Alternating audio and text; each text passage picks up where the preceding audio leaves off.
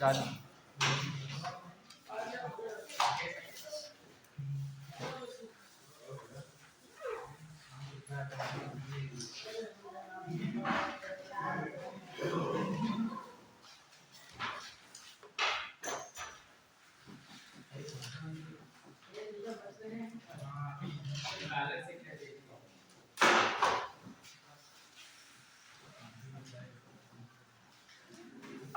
देखिए आज आपका टॉपिक है जो है बजट है।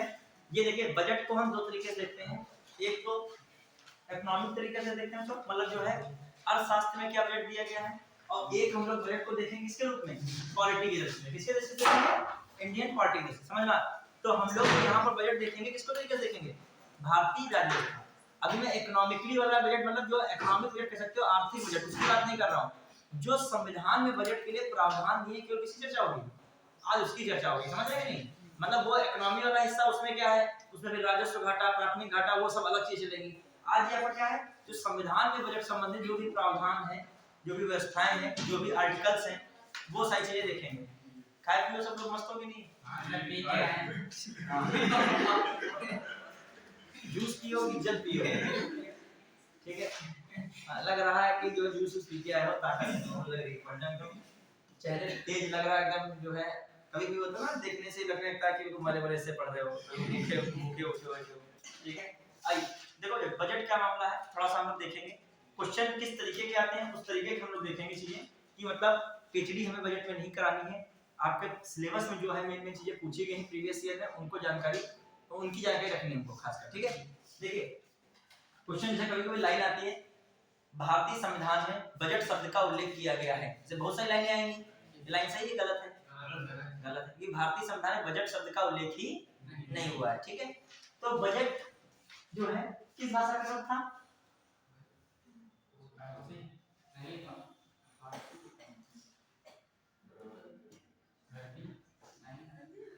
बजट किस भाषा का शब्द है,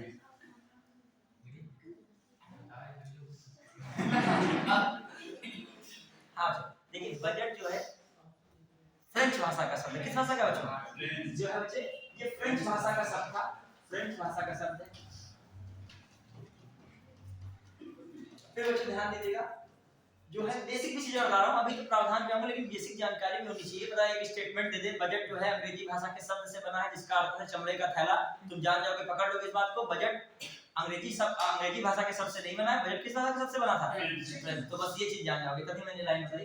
अब देखो इसका अर्थ जो शाब्दिक बाउजट भी कहते थे, बजट भी कहते थे, तो इसका जो शाब्दिक अर्थ था वो चमड़े का थैला था, चमड़े का लेदर बैग कहते थे, चमड़े का थैला, ठीक है। हालांकि अब चमड़े के थैले से में बैग जो है, चमड़े के थैले से बजट पास नहीं होता है, वहां से बजट का सिस्टम नहीं रह गया। फिर जो हम लोग ध्यान दें कि भारत में पहली बार जो है बजट कब प्रस्तुत हुआ बच्चों, अच्छा भारत में पहली बार बजट 1860 ईस्वी में कब हुआ, 1860 ईस्वी में। अच्छा ये भी इंपॉर्टेंट, किसने प्रस्तुत किया था, जेम्स विल्सन ने प्रस्तुत किया था। किसने प्रस्तुत किया था, जेम्स विल्सन ने प्रस्तुत किया। तो 1860 ईस्वी में जो पहली बार बजट किसने प्रस्तुत किया था, जेम्स विल्सन ने। क्वेश्चन आता है भारत में पहली बार बजट किस वायसराय के समय प्रस्तुत किया गया, आप तो याद रखोगे ये कब है, कौन है इसमें, भारत के वायसराय कौन थे, भारत के वायसराय कैनी, भारत के वायसराय कैनी। तो जो ध्यान दिया जाए बजट में देखा होता क्या है, बजट में जो प्राप्तियां होती हैं, आपकी इतनी आपकी कहां से प्राप्ति हो रही है और कहां पर उसका क्या हो रहा है, व्यय हो रहा है। प्राप्ति और व्यय दो ही बजट में खासकर होते हैं। प्राप्ति में भी एक राजस्व वाली प्राप्ति होती है, पूंजीगत प्राप्ति होती है, मतलब प्राइवेट सेक्टर की प्राप्ति, एक जो सरकार के द्वारा बहुत सारे टैक्सेस दिए जाते हैं वो सब प्राप्ति होती है। उनका व्यय क्या होता है, विभिन्न योजनाओं पर विभिन्न विभागों में क्या होता है, खर्चे होते हैं, सब डिसाइड किया जाता है।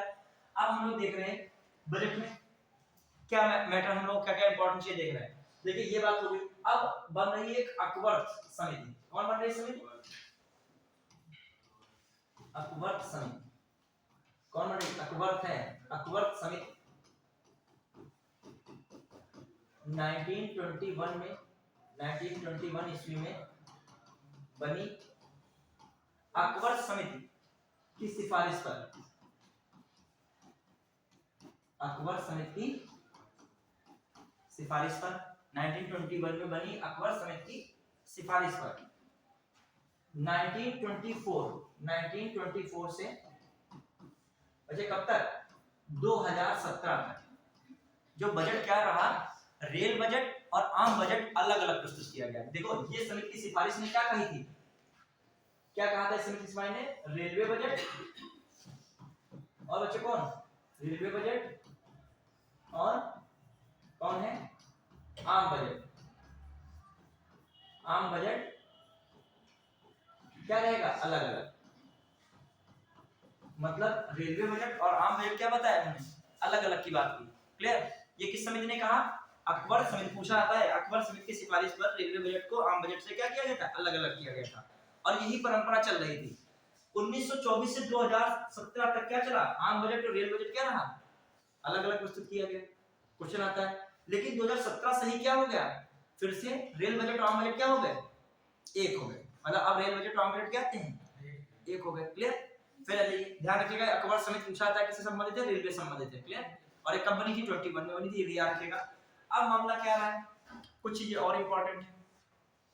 स्वतंत्र भारत के पहले वित्त मंत्री कौन है, सबको पता होगा, स्वतंत्र भारत के पहले वित्त मंत्री कौन है बच्चों, षटमुखम शेट्टी थे। कौन थे, षटमुखम शेट्टी।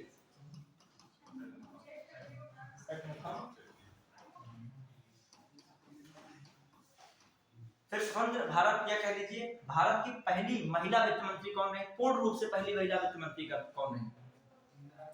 देखो वैसे तो इंदिरा गांधी कभी नहीं थी पहली महिला वित्त मंत्री, लेकिन मैं कह रहा हूं पूर्ण रूप से, मतलब पूरे कार्यकाल के लिए पहली वित्त मंत्री कौन है, निर्मला सीतारमण। हर क्षेत्र में महिला पहली जरूर देख लेगा, ट्रेंड मैंने देखा है पीसीएस में, पिछले बार पीसीएस में आया था पहली जो है महिला लोकसभा अध्यक्ष कौन रही, उसके पहले वाले पीसीएस में आया था पहली महिला निर्वाचन आयुक्त कौन रही, या चीजें में पहली महिला वाला भी चीजें देखें, पहली महिला सुप्रीम कोर्ट की न्यायाधीश कौन रही, ये पहली महिला हाई कोर्ट की न्यायाधीश कौन रही, सब महिला वाला जो पहली वाला वर्ड जरूर देख लेगा। ठीक है, हाँ अब बताइए मुझे यहाँ पर स्वतंत्र भारत की हो गई पहली, भारत की पहली महिला पूर्ण रूप से पहली महिला वित्त मंत्री कौन है बच्चों, निर्मला सीतारमण। फिर आगे देखते हैं हम लोग, अब हम लोग आगे बढ़ रहे हैं, निर्मला सीतारमण हो गई। अब जो हम लोग देखें कि क्वेश्चन एक भी बन जाता है, भारतीयों को बजट पर बहस और चर्चा का अधिकार पहली बार कब मिला। ये एक्ट जरूर रखेगा, एक क्वेश्चन में अभी से आउट कर रहा हूँ, एक्ट में जरूर पूछा जाएगा क्या एक्ट जो आए थे, और जो 1793 से जो 1773 के रेगुलेटिंग एक्ट से लगा के 1947 की स्वतंत्रता अधिनियम तक जो है, इसमें से एक एक्ट में मुझे लग रहा है जरूर पूछा जाएगा, तो घुमा के जरूर पूछेगा, एक कोई भी पूछ ले, कोई बात उसके अंदर की पूछ ले। भारतीयों को पहली बार बजट पर बहस करने चर्चा करने का अधिकार मिला, लेकिन वोट का अधिकार नहीं था। तो बताइए किस अधिनियम के द्वारा ये बात आई, 1892 का अधिनियम था कि नहीं था, सुना था कि नहीं, 1892 90-92 वाला अधिनियम। तो 1892 के अधिनियम में क्या रहा, 92 अधिनियम में पहली बार भारतीयों को 92 कर लीजिए, पहली बार भारतीयों को क्या मिला, भारतीयों को बजट पर चर्चा या बहस करने का अधिकार।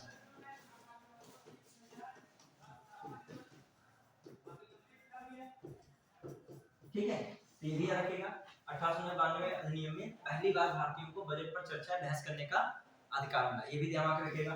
फिर जो हम लोग देखें क्या क्या पढ़ते थे, मैंने तो केवल हिस्ट्री आपको दी है, क्या दी है ये बताइए, क्या मैंने हिस्ट्री बताई है, क्लियर, ये मैंने हिस्ट्री बताई है। अब हम लोग आगे बढ़ते हैं, क्या क्या इंपॉर्टेंट बातें हैं, देखिए क्या क्या इंपॉर्टेंट बात जो हम लोग देखें, अब बजट के रियल में आ रहे हैं, अब संविधान के प्रावधानों पे आ रहे हैं, क्या क्या बजट में है। तो मैंने हिस्ट्री इसलिए बता दी कि बेसिक चीजें कभी भी पूछ लेते लेता है, मतलब एक देगा आपके पॉलिटी से जुड़ी हुई चीज, एक किससे पूछ लेगा, हिस्ट्री की लाइन दे देगा बजट संबंधी। हाँ अब देखो जो क्या इंपॉर्टेंट है, देखिए क्या है, होता क्या है, बजट जब शब्द का उल्लेख नहीं है तो बजट की जगह पे क्या वर्ड लिखा है, वार्षिक वित्तीय विवरण। आर्टिकल कौन है 112 से आर्टिकल कौन है 112, उसमें जो बजट को क्या लिखा है, वार्षिक वित्तीय विवरण, वार्षिक वित्तीय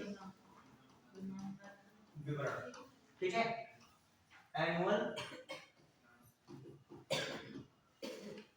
financial statement, annual financial statement दिया है, ठीक है, वार्षिक वित्तीय विवरण दिया है किसमें, 112, इसे फोकस कीजिएगा बच्चों, मतलब पूरे वर्ष का वित्तीय विवरण है ये है। अब जो वित्तीय वर्ष किसको माना जाता है, जानते हो, वित्तीय वर्ष 1 अप्रैल से 31 मार्च को माना जाता है। देखिए ये तो दिया इन्होंने ये, फिर अब आते हैं थोड़ा सा पहले, फिर आर्टिकल पे आते हैं, पहले आर्टिकल पे आएंगे लेकिन उससे पहले एक चीज मुझे बतानी है, यहाँ पे बढ़ना है एक बात, फिर हम आर्टिकल पे जाएंगे, जो है बजट की प्रक्रिया कैसे क्या होती है।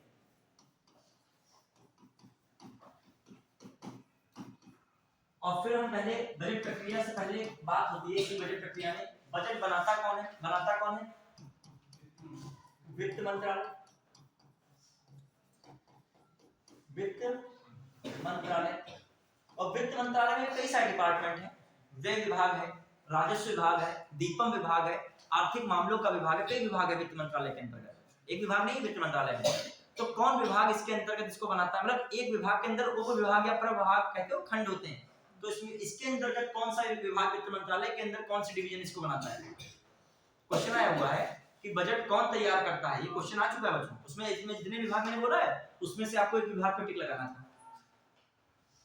आर्थिक मामलों का विभाग बनाता है, कौन बनाता है, आर्थिक मामलों का विभाग बनाता है किसको, उसी में एक विभाग कौन है, आर्थिक मामलों का विभाग, याद रखिएगा क्वेश्चन आ चुका है ये, आर्थिक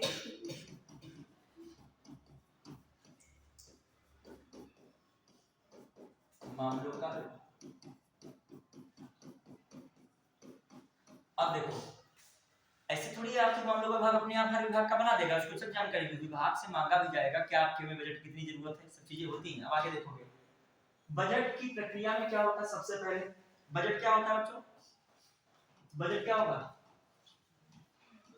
प्रस्तुत होता है, बजट क्या होता है, सबसे पहले क्या होगा, बजट प्रस्तुत होगा, हाँ बजट क्या होगा, प्रस्तुत होगा। अब जब बजट प्रस्तुत होगा बच्चों ध्यान दीजिएगा, बजट का क्या होगा, प्रस्तुतिकरण रहेगा दिमाग में। अब प्रस्तुत करता कौन है, वित्त मंत्री करती है, कौन करता है बजट प्रस्तुत, वित्त मंत्री करती है। प्रस्तुत कराता बच्चे कौन है, प्रस्तुत कराता कौन है, ये भी कराता है कौन, राष्ट्रपति, ये छोटी चीज याद रखिएगा, लोकसभा अध्यक्ष न लिखिएगा, राष्ट्रपति करवाता है प्रस्तुत। अब करता वहां पे कौन है, वित्त मंत्री, और जब प्रस्तुत करती है वित्त मंत्री तो लंबा इनका एक स्पीच चलता है, बजट पे क्या चलता है, भाषण चलता है, एक लंबा भाषण चलता है, सारी बातें बताई जाती है उसी में बजट में।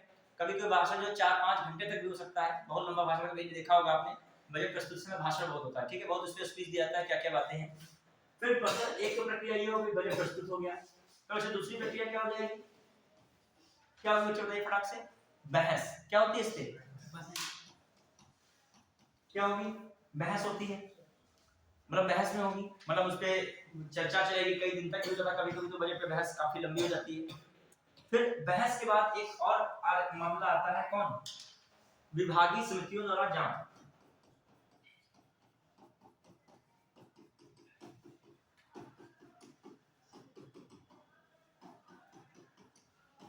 देखो विभागीय समितियों द्वारा जब बहस होती है तो उसके अंतर्गत क्या होता है, बहुत सारे विभाग, जो बहस से पहले क्या होती है, बहुत सारी जो डिपार्टमेंट होते हैं, बहुत सारे भारत के डिपार्टमेंट जिन्होंने अपना अपना बजट क्या किया होता है, तैयार किया होता है, तो उन विभागों को जांच कौन करती है, विभागों का कौन जांच करती है, विभागीय समितियां।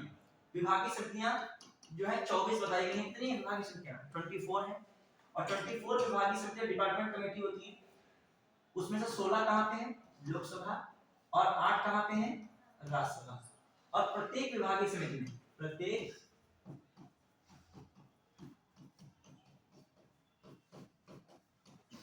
विभागीय समिति में कितने सदस्य होते हैं? 31 सदस्य। कितने होते हैं? 31 सदस्य। तो जब बहस होती है और उसमें विभागीय समितियां, बहुत सारे विभाग होते हैं, विभागों ने अपना अपना बजट दिया होता है, तो उन बजटों की क्या होती है? यहाँ पे जांच होगी। क्या होगी? जांच हो जाएगी, बजट की जांच होगी।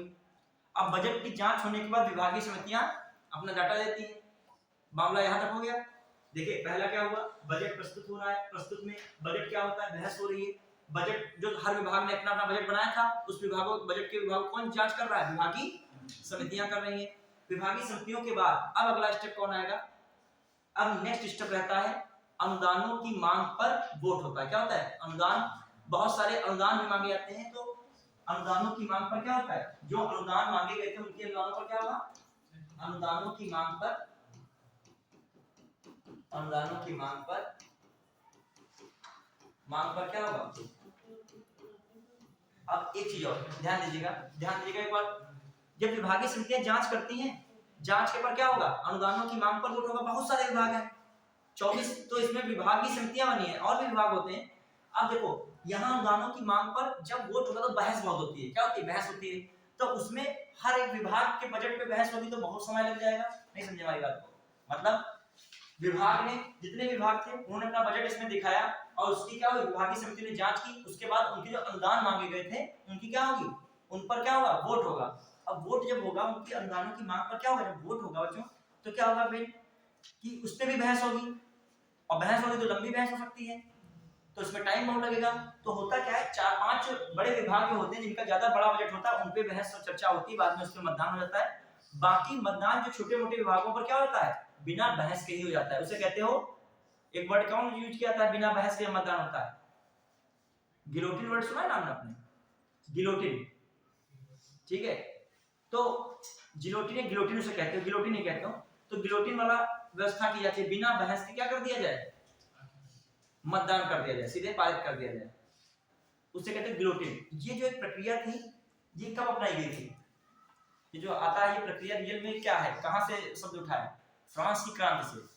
फ्रांस की क्रांति में क्या होता था, किसी का जो सर कलम करना होता था, एक मशीन बनाई गई थी, तो उस मशीन में सबके से जलने रख दी जाती थी। एक साथ क्या होता था, ऊपर से मशीन गिरती थी, सारे सबके एक साथ क्या करते थे? अलग करते थे। मतलब उसमें ये प्रक्रिया को क्या कहा गया? बहुत फास्ट होती है, इसमें बीच की प्रक्रिया ही गायब होती है, मतलब सीधा सीधा कार्रवाई होती है। समझ रहे हैं मतलब? तो वही गिलोटिन वाला व्यवस्था किसमें की गई है? बिना बहस सीधे क्या हो जाएगा? कोर्ट से पारित। वही पूछा था, ये भी बिना बहस के पारित हो जाता है, तो किसके लिए होता है ये? ठीक है। अब इसमें अब छोटे छोटे विभाग है, उन्हीं के लिए महीना भर चर्चा चलेगी, मतदान होगा, तो उसके लिए व्यवस्था कर दी गई। मतलब बड़े विभागों पर चर्चा होती है, मतदान होता है। अब अनुदानों की मांग पर यदि वोट हो गया, ये भी क्वेश्चन आता है, अनुदानों की मांग पर वोट कहाँ होता है? लोकसभा में होता है। कहाँ पे होगा? लोकसभा में। ये भी बात आती है। अच्छा एक चीज और, बजट पर वोट राज्यसभा नहीं करती है, लेकिन बजट पर चर्चा राज्यसभा में भी होती है। टेबल पे वहां पे जाएगा, मतलब चर्चा राज्यसभा में हो सकती है, लेकिन वोट करने का अधिकार बजट पे किसको रहता है? लोकसभा को। एरिया रखेगा। अब फिर अनुदानों की मांग पर वोट हुआ। अब यहाँ पर कुछ टूल्स दिए गए हैं, विरोध जो दर्ज कराते हैं वो कैसे दर्ज कराएंगे, इस पे भी ध्यान दीजिएगा। कुछ टूल्स मिले हैं इस पे। अपोजिशन पार्टी कुछ टूल्स, मतलब कुछ चीजों के माध्यम से विरोध करती है। तो 3 चीजें लिख लेगा, वो इंपॉर्टेंट है। आप में पीसीएस में तो क्वेश्चन ये देता है, वो दे देगा और कहेगा मिलान करो। इनका क्या करो? मिलान। अब मिलान क्या है? देखिए जो अपोजिशन होगा वहां पे, अपोजिशन पार्टी क्या करेगी? 3 तरीके से इसका विरोध दर्ज करती है। एक होता है आर्थिक कटौती। क्या होता है? आर्थिक कटौती।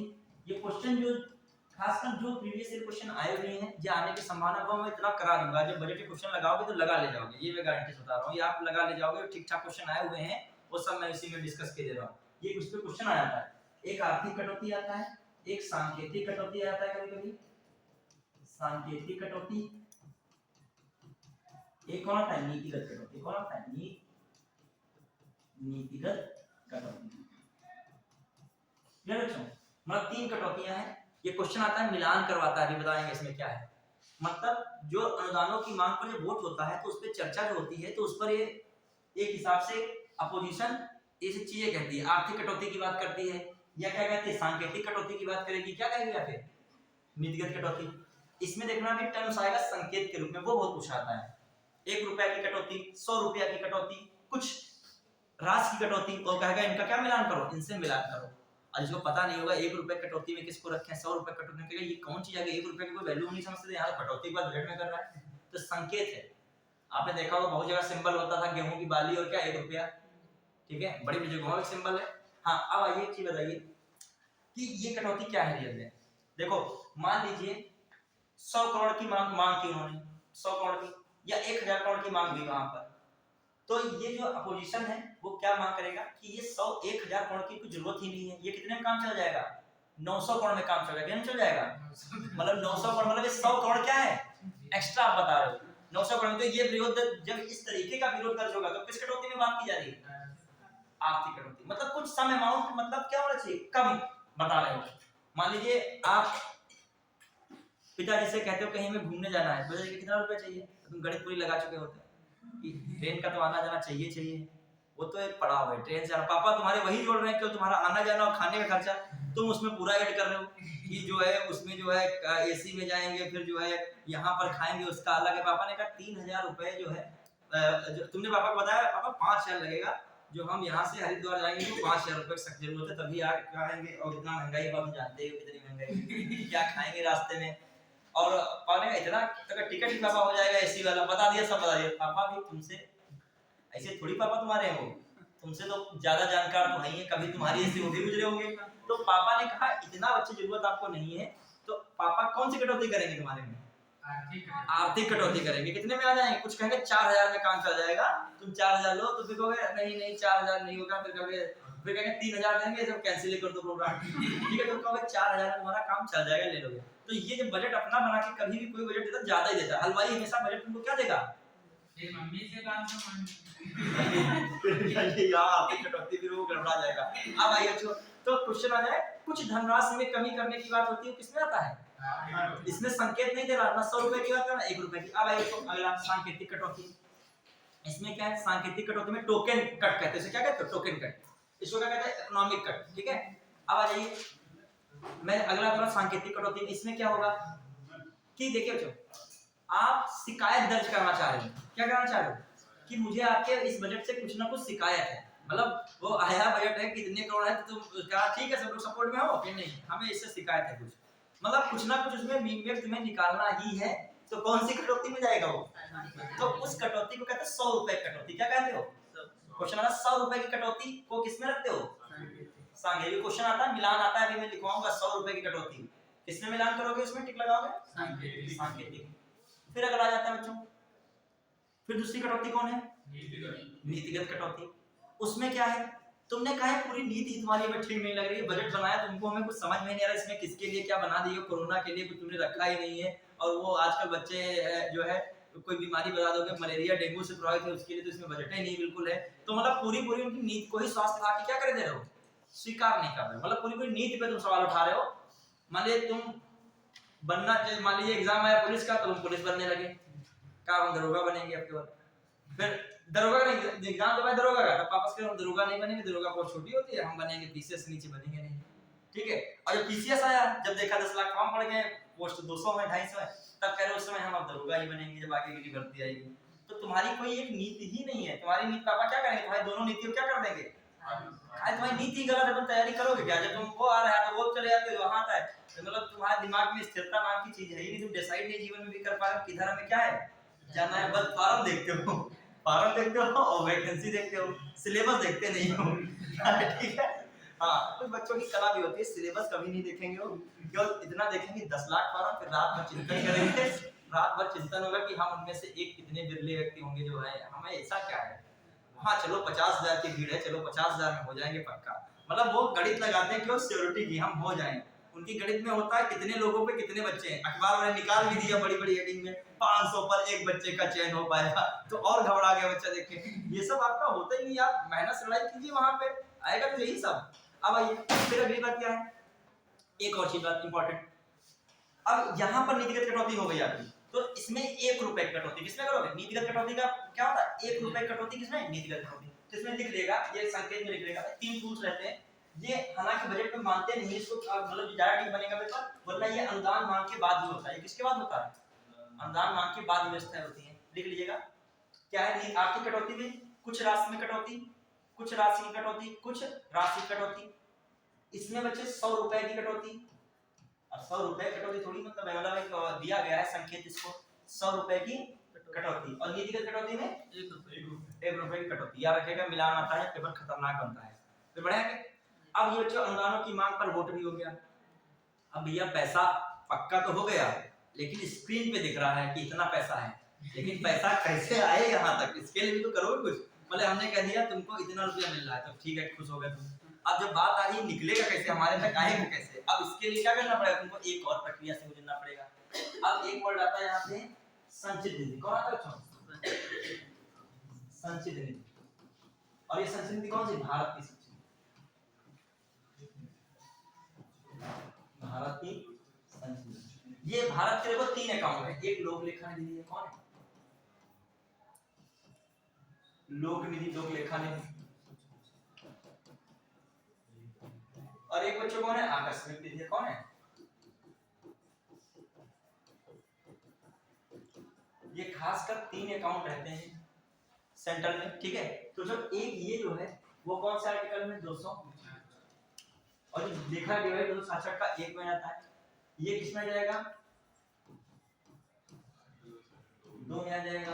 और ये 200 टीसीएस 2022 या 21 का पेपर उठाकर देख लोगे, डायरेक्ट उसने पूछा था जो भारत की संचित निधि किस आर्टिकल में, डायरेक्ट क्वेश्चन पूछा 266, 267, 268, 265। इसने पढ़ाई नहीं ढंग से, 268 कैसे लगा देता हूं तुमको सब लग रहा है 266, मैंने पढ़ाई नहीं, डायरेक्ट एकदम एग्जाम हॉल में आ जाए कि भारत की संचित निधि किस आर्टिकल में, डायरेक्ट फैक्ट पूछ लिया, डायरेक्ट फैक्ट। एक आधे क्वेश्चन डायरेक्ट ही पूछ ले जाते हैं, ठीक है। हाँ, जैसे एक डायरेक्ट फैक्ट पूछ सकता है, देखो 266 के बगल में कितना है आर्टिकल? 265। कौन है? ये भी पूछ लिया जाता है अक्सर। ये क्या कहता है? भारत में जो है कर लगाए जाते हैं, जो भी कर लगाया जाता है वो विधि के अनुसार होता है। वो किसके अनुसार कर व्यवस्था रखी गई है? कोई ना कोई विधि के अनुसार रखी गई। हवाबाजी में कर कोई नहीं लगाया जाता है। तो भारत में कर की व्यवस्था क्या है? संसद द्वारा बनाई गई विधि के अनुसार है। वो किसमें बात की गई है? 265 में। अब जो हम लोग देखें 266 का इंपॉर्टेंट है, 66 का क्या इंपॉर्टेंट बच्चों है? भारत की संचित निधि है, और भारत की संचित निधि में हमेशा तो 2 चीजें रहती हैं, एक खर्च रहता है, इसमें क्या रहता है, और एक भारित व्यय रहता है। 4 जिसे कहते हैं भारित, भारित व्यय। क्या क्या मिला है नहीं वो घाटा वाटा बजट पैसा निकल नहीं पाएगा। अरे वो अलग चीज है, वो बजटी घाटा और राजकोषीय घाटा वो अलग चीज है। वो तो हमेशा अपने वहां घाटे का बजट हमेशा ही आता है। क्यों? क्योंकि हम लोग सबसे ज्यादा प्राप्त किससे धन करते हैं? उधारी से। जो कार्य भारत का सबसे बड़ा आय का स्रोत क्या है? जो बजट में सबसे ज्यादा प्राप्ति, जो बजट में सबसे ज्यादा प्राप्ति किससे होती है? उधार से प्राप्त होती है। तो जब उधार लोगे तो लोन कोई और देगा क्या? तो लोन भी क्या चलता है? हाई रेट पे। तो जाने का भी स्रोत सबसे ज्यादा किसमें आता है? ऋण में जाता है। भारत का अधिकांश हिस्सा रेट किसमें आता है? ऋण में आता है। आना उधार से, जाना ऋण में। और ये किसका बजट है? ये घाटे का बजट भारत में। और ज्यादातर जितने भी सक्सेसफुल कंट्री रहते हैं सबका बजट किसका रहता है? घाटे का। यदि आप बिजनेसमैन हो, आप लोन या कोई चीज नहीं ले रहे हो, तो आपका बिजनेस कायदे से चल नहीं रहा, नहीं हो रहा इसका। सच बता रहा हूँ। फिर बिजनेस और तरीके से चलेगा। अभी आपका यदि बिजनेस रन हो रहा है तो आप कहीं ना कहीं पैसे की व्यवस्था करोगे, और पैसे के लिए क्या करोगे? ऋण लोगे और दोगे भी।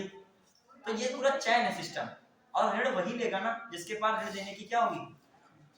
क्षमता। एक आधे विजय माल्या होते हैं, लेकिन ऐसा नहीं है कि सब में सबका यही हो जाता है। आपको यदि बैंक से 10 लाख रुपए लोन लेना हो तो आपको बैंक 20-25 लाख आपको दिखाने पड़ेंगे, तब वो बैंक कितना देंगे आपको? वरना कहेंगे हम आपकी 10 लाख की चीज रख लेंगे। समझ रहे हैं? ऐसे बैंक भी नहीं देती आपको। तो आपके अंदर क्षमता है तभी तो आपको ऋण मिल रहा है। जानती भारत ऋण लेगा तो भारत के अंदर क्षमता है, 5 ट्रिलियन की इकोनॉमी है, भारत दे डालेगा। अब पाकिस्तान को थोड़ी से ऋण मिल जाएगा। अभी पाकिस्तान के पास क्षमता इतनी नहीं है। आप कभी ऋण लेके देखिए, यदि आप 2 लाख का ऋण लोगे ना तो आपको 5 लाख की चीज गिरवी रखनी पड़ेगी। इनडायरेक्ट वे में, देसी भाषा में कहो गिरवी ही होता है। मकान की कागज भी जमा है, जब लोन पूरा जमा कर देंगे तब वो देंगे। देखिए मकान उन्होंने जैसे जमाने नहीं दे पाए तो उसकी नीलामी हो जाएगी, कोई और खरीद लेगा, वो घाटे में कभी नहीं देगी। तो हमेशा रखिए ऋण लेता भी संपन्न ही व्यक्ति है। मतलब जो सक्सेसफुल आदमी एक ऋण पहचान होती, कंजूस की पहचान नहीं थी ऋण ले पाएगा। ऋण लेने की भी क्षमता होती है, ठीक है। दिवालिया, हाँ दिवालिया घोषित बेचारा बदनाम हो गया, बैंक ने सब उसका ले लिया। दिवालिया वो घोषित बना बेचारा, लेकिन वो फायदे में कौन रहा उसमें? बैंक घाटे में नहीं जाएगी। 10 करोड़ की फैक्ट्री, तभी तुमको 2 करोड़ उस पे क्या मिलना है? और उसका मार्केट वाइज चेक हो जाता है, और चेक वो कम ही करते हैं हमेशा, जानते हो मार्केट से उसकी वैल्यू होती है, ये कम चेक करेंगे। 10 करोड़ की प्रॉपर्टी है तो उनको पता है कि इसकी कीमत 15 करोड़ है, लेकिन आपकी नजर में कितनी दिखाएंगे? 8 करोड़ की है। मतलब समझ रहे हो कि नहीं? यदि आप किसी भी कारणवश लोन नहीं चुका पाते वो प्रॉपर्टी किसकी, और 10 लोग खड़े होंगे लेने के लिए, उसका कोई घाटा नहीं होगा। ठीक है, चलिए तो हाँ, एक वो नहीं है जो है, कोई है किसी ने कहा है कि घी पीते रहो दूध पीते रहो, जैसे ही चाहे ऋण मिले ऋण से पीते रहो, जब तक जियो तब तक दुरुस्त तरीके से जियो। पता नहीं किसका है, चावार का किसका है, जो है तो संस्कृत में श्लोक है टाइप का है। अब ये पूरा याद नहीं है लेकिन इसका अर्थ याद है। एक चराई व्यक्ति करके है, वो तो चलो बढ़िया पॉजिटिव में। एक ये है, इसका भी जो है मतलब देसी घी पीते रहो, कैसे भी पीते रहो, जीवन बहुत छोटा है, समझ इस तरीके से बताया गया है कि मतलब जो इसमें ऋण और मुनाफा चलेगा। एक बार सीधी बात है, मजाक कर रहा हूँ, रियलिटी ये है कोई भी कंट्री बिना ऋण के इसमें चल नहीं रहा है। ज्यादातर सब कंट्रीज किसमें है, क्योंकि सबके खर्चे बहुत ज्यादा है और ज्यादातर सबके बजट क्या है, घाटे के बजट है। अब भूटान की तरह घाटे बजट नहीं होगा, क्योंकि वो इतना उनको खर्च ही नहीं करना है। अब यहाँ पर हाईवे है, बन रहे हैं लगातार हाईवे।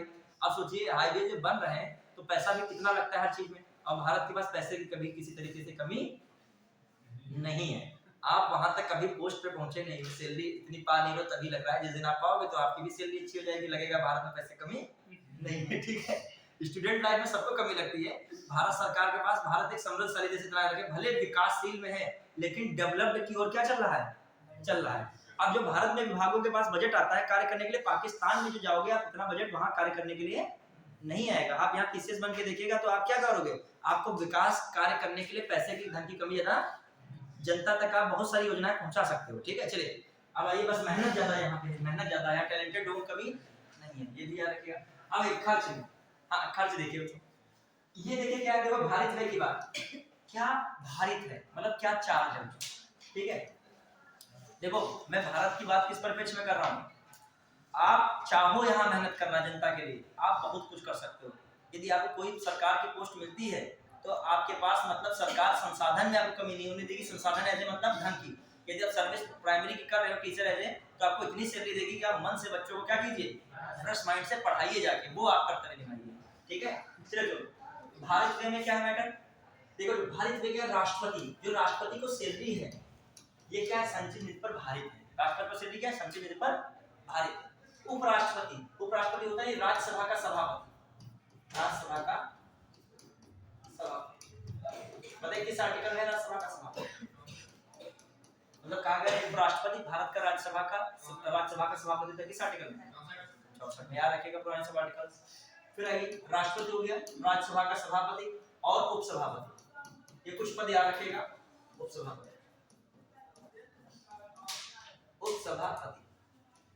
फिर बच्चों देखें हम लोग लोकसभा का अध्यक्ष भी, लोकसभा का अध्यक्ष एवं उपाध्यक्ष, ये सब क्या है, संचित भारित व्यय। फिर कैग, बहुत सारे पद हैं, यूपीएससी, ये सब क्या है। हाँ, अब एक चीज और, सुप्रीम कोर्ट का न्यायाधीश, सुप्रीम कोर्ट का न्यायाधीश। लेकिन सुप्रीम कोर्ट का न्यायाधीश तो भारित व्यय है, लेकिन अगर हाई कोर्ट का न्यायाधीश वो नहीं है, वो राज्य संचित पर भारित व्यय है। किस पे है, हाँ, लेकिन हाई कोर्ट के न्यायाधीश की पेंशन, हाई कोर्ट के न्यायाधीश की पेंशन, ये किस पर भारित है। अब आइए, अब लेकिन हमें यहाँ मतलब किससे था कि बजट में पैसा कहाँ से आएगा, खर्च से। कहाँ से निकलेगा, खर्च से। अब इस पर आओ, अब ध्यान रखिएगा, भारत की संचित निधि से कभी खर्च करने के लिए धन निकालना होगा तो उसके लिए विनियोग विधेयक पारित करना होगा। कौन सा विधेयक, ये याद रखें, क्वेश्चन बहुत इंपॉर्टेंट मत है। वो भारित व्यय को मत जोड़िएगा, भारित व्यय अलग चीज है, वो तो एक भारित है। ठीक है, यदि आपकी सैलरी आती है, माता जी को आपको पैसे देना है तो देना ही देना है, कर्तव्य आपका। 40,000 पास 10,000 मम्मी को पहले नंबर पर रख दोगे, तब 30,000 में अगली बात करोगे, वो भारित व्यय हो गया। क्या हमको चार्ज उतना देना ही देना है, उसमें हमें बीच में कोई पास वास करने की जरूरत नहीं, कितना रुपया हमारा मम्मी के पास जाएगा, कितना भारित व्यय वाला। अब यहाँ पे पास होगा पैसा, 30,000 में कई लोग लगे हुए हैं, कहाँ पे किस मद में क्या करना है, खर्च करना है, ये पास होगा पैसा।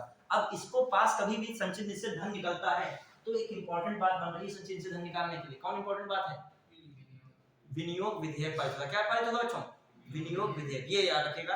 अब जो अगला स्टेप था वहां पे, तो कौन लगाओगे अगला स्टेप, जो वहां पे क्या लगा थे, विनियोग विधेयक। जो 5वां नंबर पे क्या लिखोगे, विनियोग विनियोग विधेयक कौन पास होगा? विनियोग विधेयक। समझ में? पांचवा कौन बनेगा? विनियोग विधेयक। अब जब विनियोग विधेयक पारित हो जाएगा तब क्या होगा? संचित निधि से धन निकल सकता है। विनियोग विधेयक पारित कौन करेगा? संसद में लोकसभा से पास होगा साधारण बहुमत से। क्लियर? फिर आइए विनियोग विधेयक के बाद छठा क्या है? फाइनेंस बिल भी पास होता है, वित्त विधेयक भी पास होता है। किससे संबंधित? बजट से ही संबंधित वित्त विधेयक भी क्या होगा? ठीक है, वित्त विधेयक, फाइनेंस बिल भी, वित्त विधेयक। और इतने विधेयक क्या होते हैं? फाइनली पास होते हैं तब बजट आपका फाइनली बनता है। तो कितने स्टेप हैं? 5। देखो बन तो जाएंगे 7 और भी हम बना देंगे इसमें, लेकिन आप मेन 5 ही रखिए। कितने? 5। अब देखो कैसे कैसे ध्यान रखिएगा। कौन कौन से बताइए। एक आपका कौन है? बजट प्रस्तुत होना। क्लियर?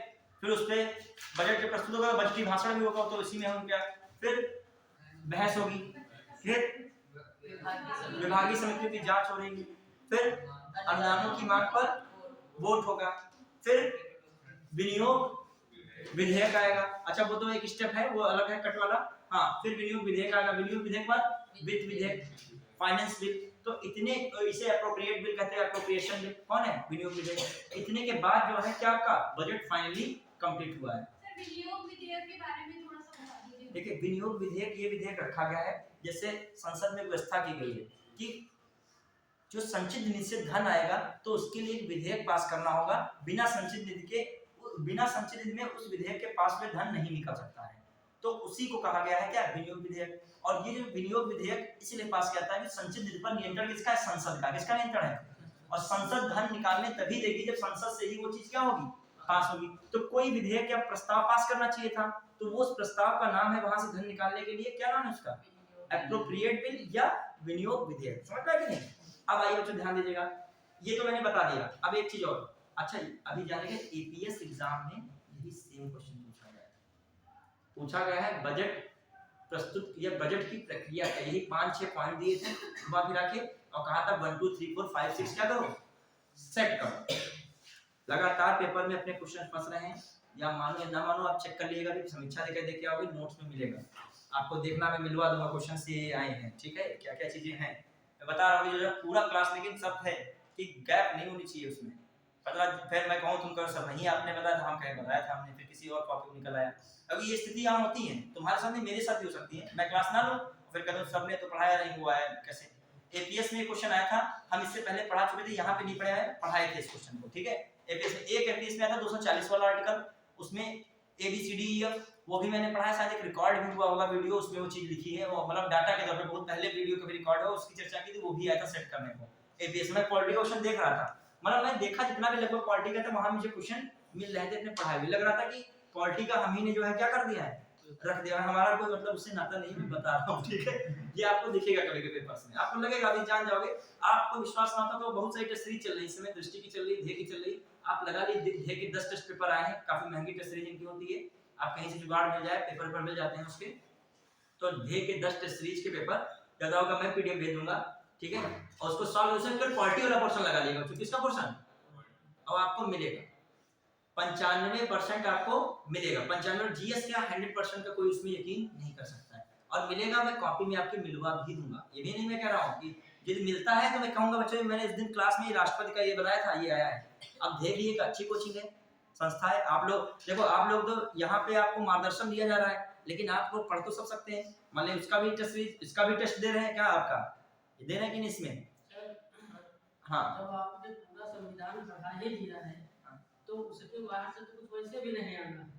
इसी प्रकार से जो जागृति आदि विषयों के अध्यापक ने अपना कोर्स पूरा करा दिया तो उसके बाद तो नहीं वैसे देखिए एक चीज बात सही है, लेकिन एक होता है कि कैसे पूरा कराना, क्योंकि भारतीय संविधान तो बहुत बड़ा है, लेकिन हम क्या पढ़ा पाएंगे? हम रिसर्च करें जाके उस पर, जो है कि बहुत कुछ रिसर्च हमें करना बाकी है उसमें। ठीक है, वो पीएचडी करें जाके, पूरा तो कभी विषय होता ही नहीं। टीचर का कार्य क्या है? जो चीजें पूछी जाती हैं उस तक आपको पहुंचाना है। देखिए विषय तो इंडियन ज्योग्राफी बहुत बड़ा है, उस पर तो नेट जीआरएफ लोग कर रहे हैं, रिसर्च चल रही है, आज भी नहीं सब खोज पाए चीजें, रोज खोजी जा रही चीजें। ऐसे संविधान तो डायरेक्ट पढ़ो तो लगेगा कितने कितने आर्टिकल, कितने कितने सब आर्टिकल, कितने कितने उसके अंदर चीजें हैं। आपको मेन टीचर का कार्य होता है कि जो पेपर प्रश्न पत्र आए हैं प्रीवियस उसको भी थोड़ा सा देखना, चेक करना कितनी बार कौन सा क्वेश्चन आ रहा है, उसको फोकस कराना। हमें ये जरूर पढ़ाते समय पहले ही कर लेता हूँ कार्य, जो बहुत चीजें होती हैं मैं देखता हूँ कितनी बार वो क्वेश्चन क्या है आ चुका है, मतलब मैं पढ़ा डालूं उस टॉपिक को कवर नहीं कर रहा हूँ, उसमें पढ़ाता तो सब कुछ हूँ। अब मैं जैसे मान ली हिस्ट्री है, गांधी जी पढ़ा रहा हूँ, गांधी जी बहुत है, गांधी जी अफ्रीका गए, इससे पहले इन्होंने इंग्लैंड में वकालत शिक्षा प्राप्त की इनर टेम्पल से। फिर जो गांधी जी गए तो अफ्रीका में चीजें तो बहुत हुई गांधी जी के साथ, वहां गांधी जी देखोगे बड़े विस्तृत रूप में देखो गांधी जी ने अफ्रीका में बहुत सारी चीजें की। जाते जाते उन्होंने देखा कि भारत के जो मजदूर हैं पहुंचे हैं वहां पे मजदूरी करने, खासकर दक्षिण भारत के मजदूर गन्ना की खेती करने अफ्रीका पहुंचे, खासकर यहाँ पे मेमन मुसलमान जो मजदूर के रूप में कहाँ पहुंचे, दक्षिण अफ्रीका पहुंचे। खासकर देखा बहुत सारे मजदूर भारत के पहुंचे, उनका कॉन्ट्रैक्ट वहां खत्म हो गया और रहने लगे। और वहां पर जब रह रहे थे छोटे क्षेत्र में रह रहे थे, बहुत गंदा वाला क्षेत्र था, उनके लिए जीने के लिए कुछ सुविधाएं नहीं थी, उनके साथ यातना उत्पीड़न उनका हो रहा था। तब गांधी जी ने देखा, अब गांधी जी ने वहां भी बहुत मूवमेंट किए, लेकिन हर चीज आपसे स्टोरी में तो पढ़ लेंगे हम, अब इतना पढ़ाने का आपको हमें वक्त नहीं होता है। जैसे हमारे लेक्चर आपका लगता है तो हमें गांधी की पूरी अफ्रीका की स्टोरी बताने का वक्त नहीं है, तो मगर गांधी जी की इतनी जरूर बातें बताऊंगा अफ्रीका में उन्होंने क्या क्या किया। अब मैं कहानी बताऊंगा अफ्रीका में गांधी जी, तो मैंने बुक पढ़ा गांधी जी की, स्पेशल मैंने बुक पढ़ी गांधी जी की है, तो हम उसमें से अभी हम तुमको शेयर करने लगे, उसमें स्टोरी गांधी जी वहां गए, फिर मजा बहुत आएगा सुनने में। लेकिन बात क्या है, बात वहीं फंसेगी आगे कहां पे, क्वेश्चन नहीं आया उससे, जो है क्वेश्चन 10 क्या 20 वर्षों के हमने प्रीवियस ईयर लगा डाले, नहीं आया क्वेश्चन है।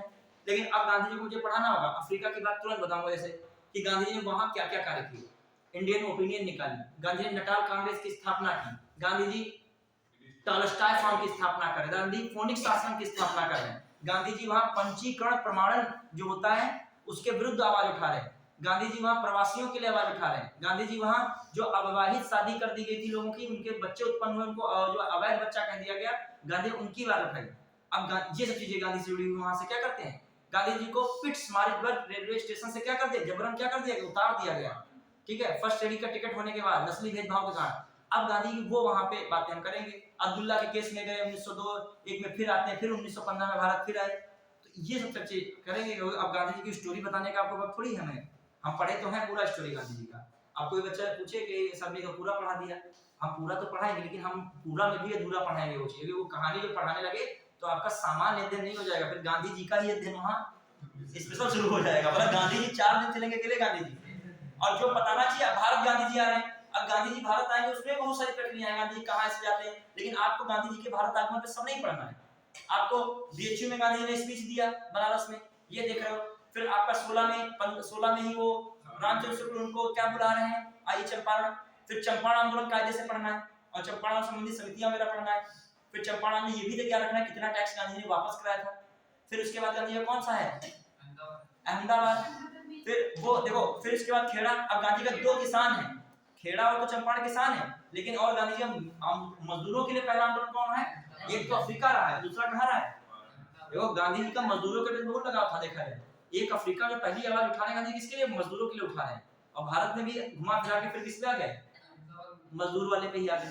तो देखिए किसान और मजदूर गांधी जी के मेन एजेंडे में रहते थे टारगेट में, कि मतलब उनके लिए आवाज उठाएं, ठीक है। तो गांधी जी से क्वेश्चन ऐसा हो नहीं सकता कि इसमें क्वेश्चन गांधी जी से इतना जुड़ा हुआ है, कोई ना कोई आंदोलन पूछ लेगा गांधी जी का, गांधी जी का यहाँ तक उनके साथ वाले का पूछ लेगा, कहेगा चंपारण आए थे इनमें से कौन गांधी जी के साथ नहीं था, अब तुमको पता होना चाहिए महादेव देसाई थे, ब्रज किशोर थे, नरहरि पारेख थे, अनुग्रह नारायण सिन्हा थे, राजेंद्र प्रसाद थे, ये सब नाम तुमको पता होने चाहिए, कठिन जो क्वेश्चन बनता है तो कहेगा गांधी जी के चंपारण में कौन गंज नहीं आया। चलिए, तो इसीलिए बस केवल ये बताने के लिए कह रहा हूँ कि सिलेबस कभी कोई टीचर पूरा विषय पढ़ा ही नहीं सकता है, टीचर का कार्य क्या है, कम समय में आउटपुट क्या करो, ज्यादा दिलाओ। आइए चिपराग देखते हैं, इसमें हम लोग का आर्टिकल से चर्चा कर लेते हैं, जितना मैंने बताया था। आर्टिकल बच्चों कौन है, 112। अब मैंने जो बोला है ना ये भी आपके लिए इंपॉर्टेंट है, यार मुझे का विषय अलग हो सकता है लेकिन पेपर तो एक ही होगा, ये ना वहां पे अब पॉलिटी की हिस्ट्री की चर्चा हो गई तो दिमाग बंद कर लिया हमने, वो और दिमाग तेज कर लो, 2 क्वेश्चन था इसी में से कोई घुमा फिरा के प्रवासी वाला पूछ ले वहां पे किसने चलाया था, कोई पता नहीं होता है पूछ क्या लेता है। अब प्रवासी कर रहा है, तुम्हारे दिमाग में घुस ही नहीं रहा प्रवासी, साउथ अफ्रीका का प्रवासी क्या मामला, हम गांधी जी को यही पढ़े थे, फेंक दिया गया ट्रेन से और वहां पे आग छोड़ रहा है, ठीक है। अब 112 में क्या है, देखिए 112 आर्टिकल मैंने लिखा होता है वार्षिक वित्तीय विवरण, अब आर्टिकल लिख लिया वार्षिक वित्तीय विवरण,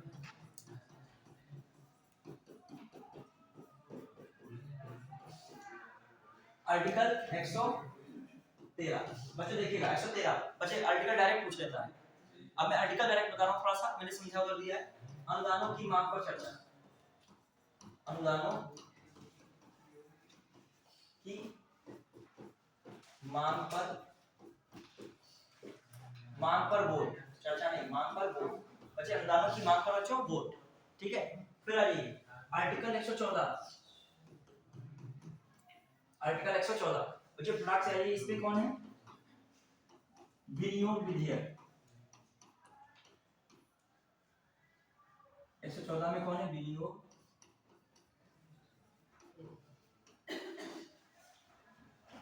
ठीक है। फिर आ जाइए आर्टिकल 115, फिर आर्टिकल 115 कराने 116 पे लिखिएगा लेखानुदान। क्या रखोगे? वोट ऑन अकाउंट्स, लेखानुदान, लेखानुदान ये मुझे बताना है। इसमें तो है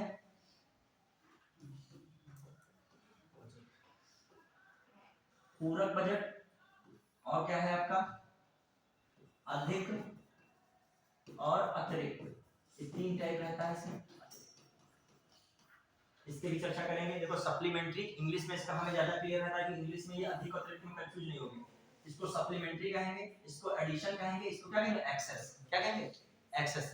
ये तीनों बातें, ये भी एक प्रक्रिया होती है बजट में, या ये इसको बताना है। ये क्या है बच्चों? सप्लीमेंट्री नहीं कहते पूरक कर दो किसी चीज को, पूरक बजट। ये कौन होता है आपका? एडिशन बजट, मतलब जोड़ हो रहा है, अधिक कर रहे हैं, ठीक है। और ये क्या है आपका? एक्सेस। क्या है? मतलब अतिरिक्त, ठीक है। हाँ इंग्लिश इसको देख लेगा, पूरक और एडिशन और कौन है? एक्सेस। ये किसमें आता है? आर्टिकल 115 में। अभी मैं चर्चा करूंगा, पहले लिख लेगा आर्टिकल्स में क्या है। फिर 117 में वित्त विधेयक क्या है? वित्त विधेयक। आपको अब एग्जाम से पहले दिमाग जो है एकदम क्या रखना पड़ेगा? डायनेमिक रखना पड़ेगा, ठीक है। हाँ मतलब चारों तरफ दिमाग होना चाहिए। ज्योग्राफी शुरू हो जाए, नदियां नदियां सब एकदम आ जाए, ब्रह्मपुत्र की नदियों की एकदम सीट खुल जाए तो ठीक है। अब तुम पढ़े बैठे पॉलिटी, ब्रह्मपुत्र की नदी आ गई, वहां आ गई धनसिरी नदी, कहां से आके मिल जाती है आपके किसमें? ब्रह्मपुत्र में। तुमको दिमाग तुरंत आना चाहिए धनसिरी कहां की थी, नीचे से मिल रही थी, ऊपर से मिल रही थी। कह रहा ब्रह्मपुत्र में सबसे लंबी नदी कौन सी सहायक नदी है उसकी, तुम्हारे दिमाग में होना चाहिए, ठीक है। तो कहने का मतलब ये, जब एग्जाम के समय आप अकेले बैठे सब खूब बनाओ पजल टाइप का, अकेले बैठ के जो है पहले पॉलिटी पढ़ो और पॉलिटी पढ़ते पढ़ते शुरू कर दो क्या उसमें। और देखो पॉलिटी का संबंध जानते हो किससे रहता है? मॉडर्न हिस्ट्री से रहता है, ध्यान दीजिएगा कभी। अभी जो एक्ट बनते हैं वो हुए तो उसमें है, जैसे आपका बीएनएस है, भारतीय न्याय संहिता है, वो हम पॉलिटी पढ़ा है भारतीय न्याय संहिता, लेकिन रियलिटी में हिस्ट्री का है। आईपीसी जो बनी थी, इंडियन पेनल कोड, कब थी? 1860। उसका रूप बदल दिया गया, क्या कर दिया गया? संशोधन करके भारतीय न्याय संहिता कर दिया गया। अब जो है पढ़ते हैं 1898 का एक्ट सीआरपीसी, उसको क्या कर दिया गया? भारतीय नागरिक सुरक्षा संहिता कर दिया। ये पॉलिटी का विषय बन रहा है। उधर वो एक्ट कब हुआ था? 1972 का एविडेंस एक्ट, कई बार मिलाना चुका किसी में, उसको क्या बना दिया? भारतीय साक्ष्य अधिनियम। ये तीनों करंट क्वेश्चन जोड़ेगा, पॉलिटी भी है, हिस्ट्री भी है, और क्या है तीनों का करंट में भी है। अभी क्या जल्दी संशोधन हुआ है, आपने देखा होगा, भारतीय न्याय संहिता, भारतीय नागरिक सुरक्षा संहिता और कौन? भारतीय साक्ष्य संहिता। जो मैंने पढ़ा ना समवर्ती सूची के विषय वाली बातें, आईपीसी सीआरपीसी, ये पॉलिटी का था कि नहीं था? अब ये बदल गया है, क्या बन गया है? बीएनएस, बी भारतीय न्याय संहिता, फिर बीएनएसएस, फिर क्या बन गया है? बीएसएस। हमको तो लग रहा फुल फॉर्म पूछ ले बच्चे, इसमें फुल फॉर्म में आधे नहीं कंफ्यूज हो जाएंगे।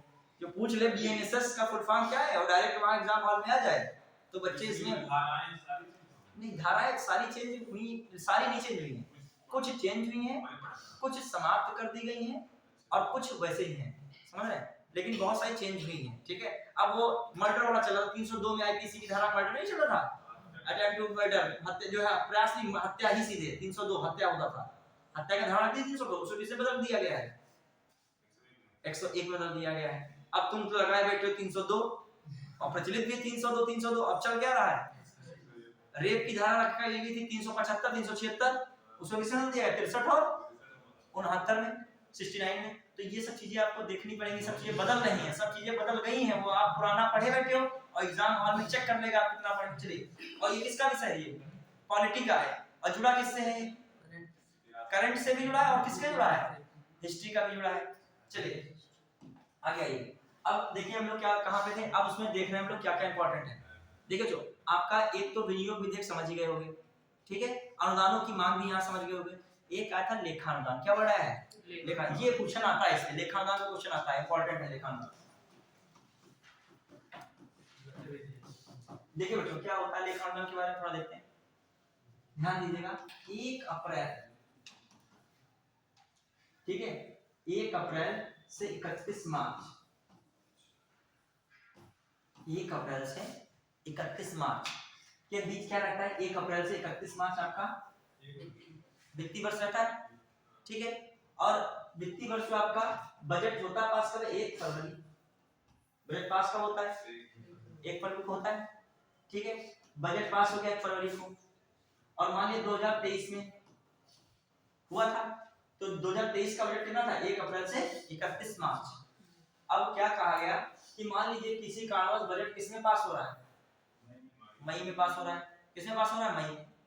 अब बीच का बचा 1 महीना, अप्रैल के लिए पैसे की जरूरत है।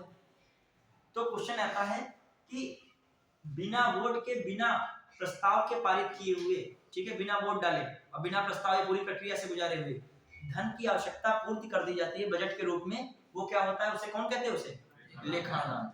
और ऐसा नहीं है कि अजर्रा में रुपया मिल जाएगा, 1/6 में इतना अमाउंट होगा। मान लीजिए रखा गया 600 करोड़ की बजट की व्यवस्था है और उसका आपके पास समय कम दिया गया है मान लीजिए, और आपको उसी हिसाब से बांट, पहली बात उसी महीने के हिसाब से बांट देगा। 12 महीने 2 महीने का चाहिए आपको, 2 महीने के हिसाब से क्या कर देंगे? बांट देंगे। यदि 1 महीने का चाहिए तो 1/12 कर देंगे। वरना जनरली बच्चों रहता क्या है? कुल बजट कितना रहता है जनरली? जो आए एक डिजिट में तो कितना रखोगे? कुल 1/6, मतलब कुल बजट का कितना दे दिया जाता है? 1/6। इसके लिए आपको विनियोग विधेयक पारित, ये क्वेश्चन आता है, बिना विनियोग विधेयक पारित किए अगले बजट की स्थिति न होने की स्थिति में, या अगले बजट पारित होने की न स्थिति में जो धन की आपूर्ति की जाती है किस तरीके से कर दी जाएगी? लेखा अनुदान। क्वेश्चन आता है, बहुत अच्छा क्वेश्चन बनता है।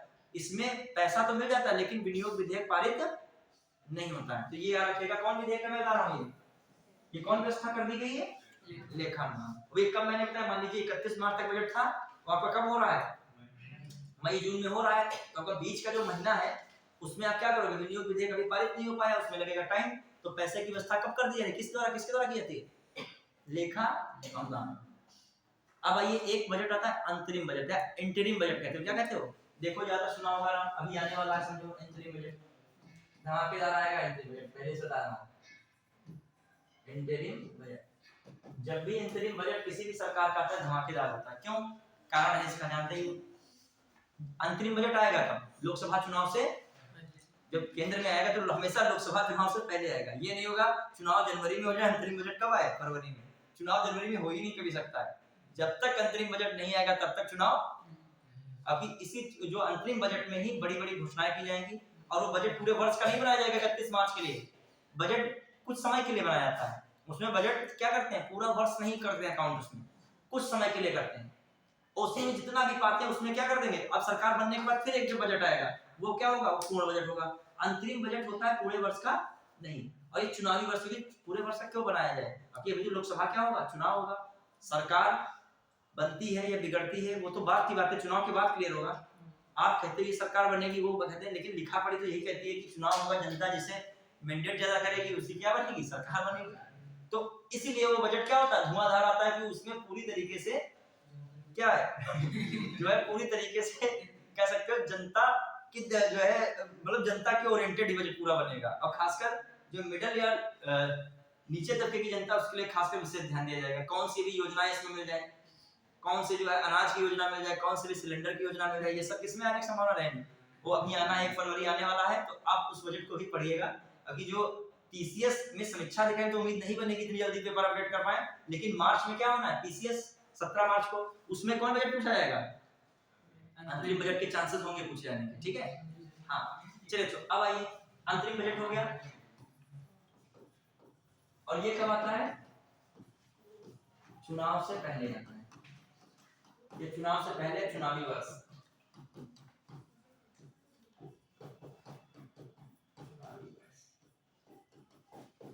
अब आइए फिर अगली टर्म्स उसमें हमने लिखे थे भी, अभी बचे हैं कई सारे टर्म्स।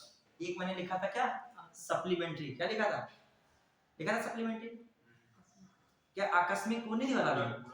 अभी निधियां भी थोड़ा कर देंगे। निधियां हमने छोड़ दिया था वहां पे, संचित निधि था। अभी दूसरी निधि कौन थी?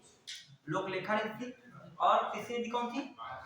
आकस्मिक। अच्छा एक चीज और है, देखो पहली निधि कौन है? संचित निधि है। किस आर्टिकल में दिया है? यहाँ पे किसका कंट्रोल है?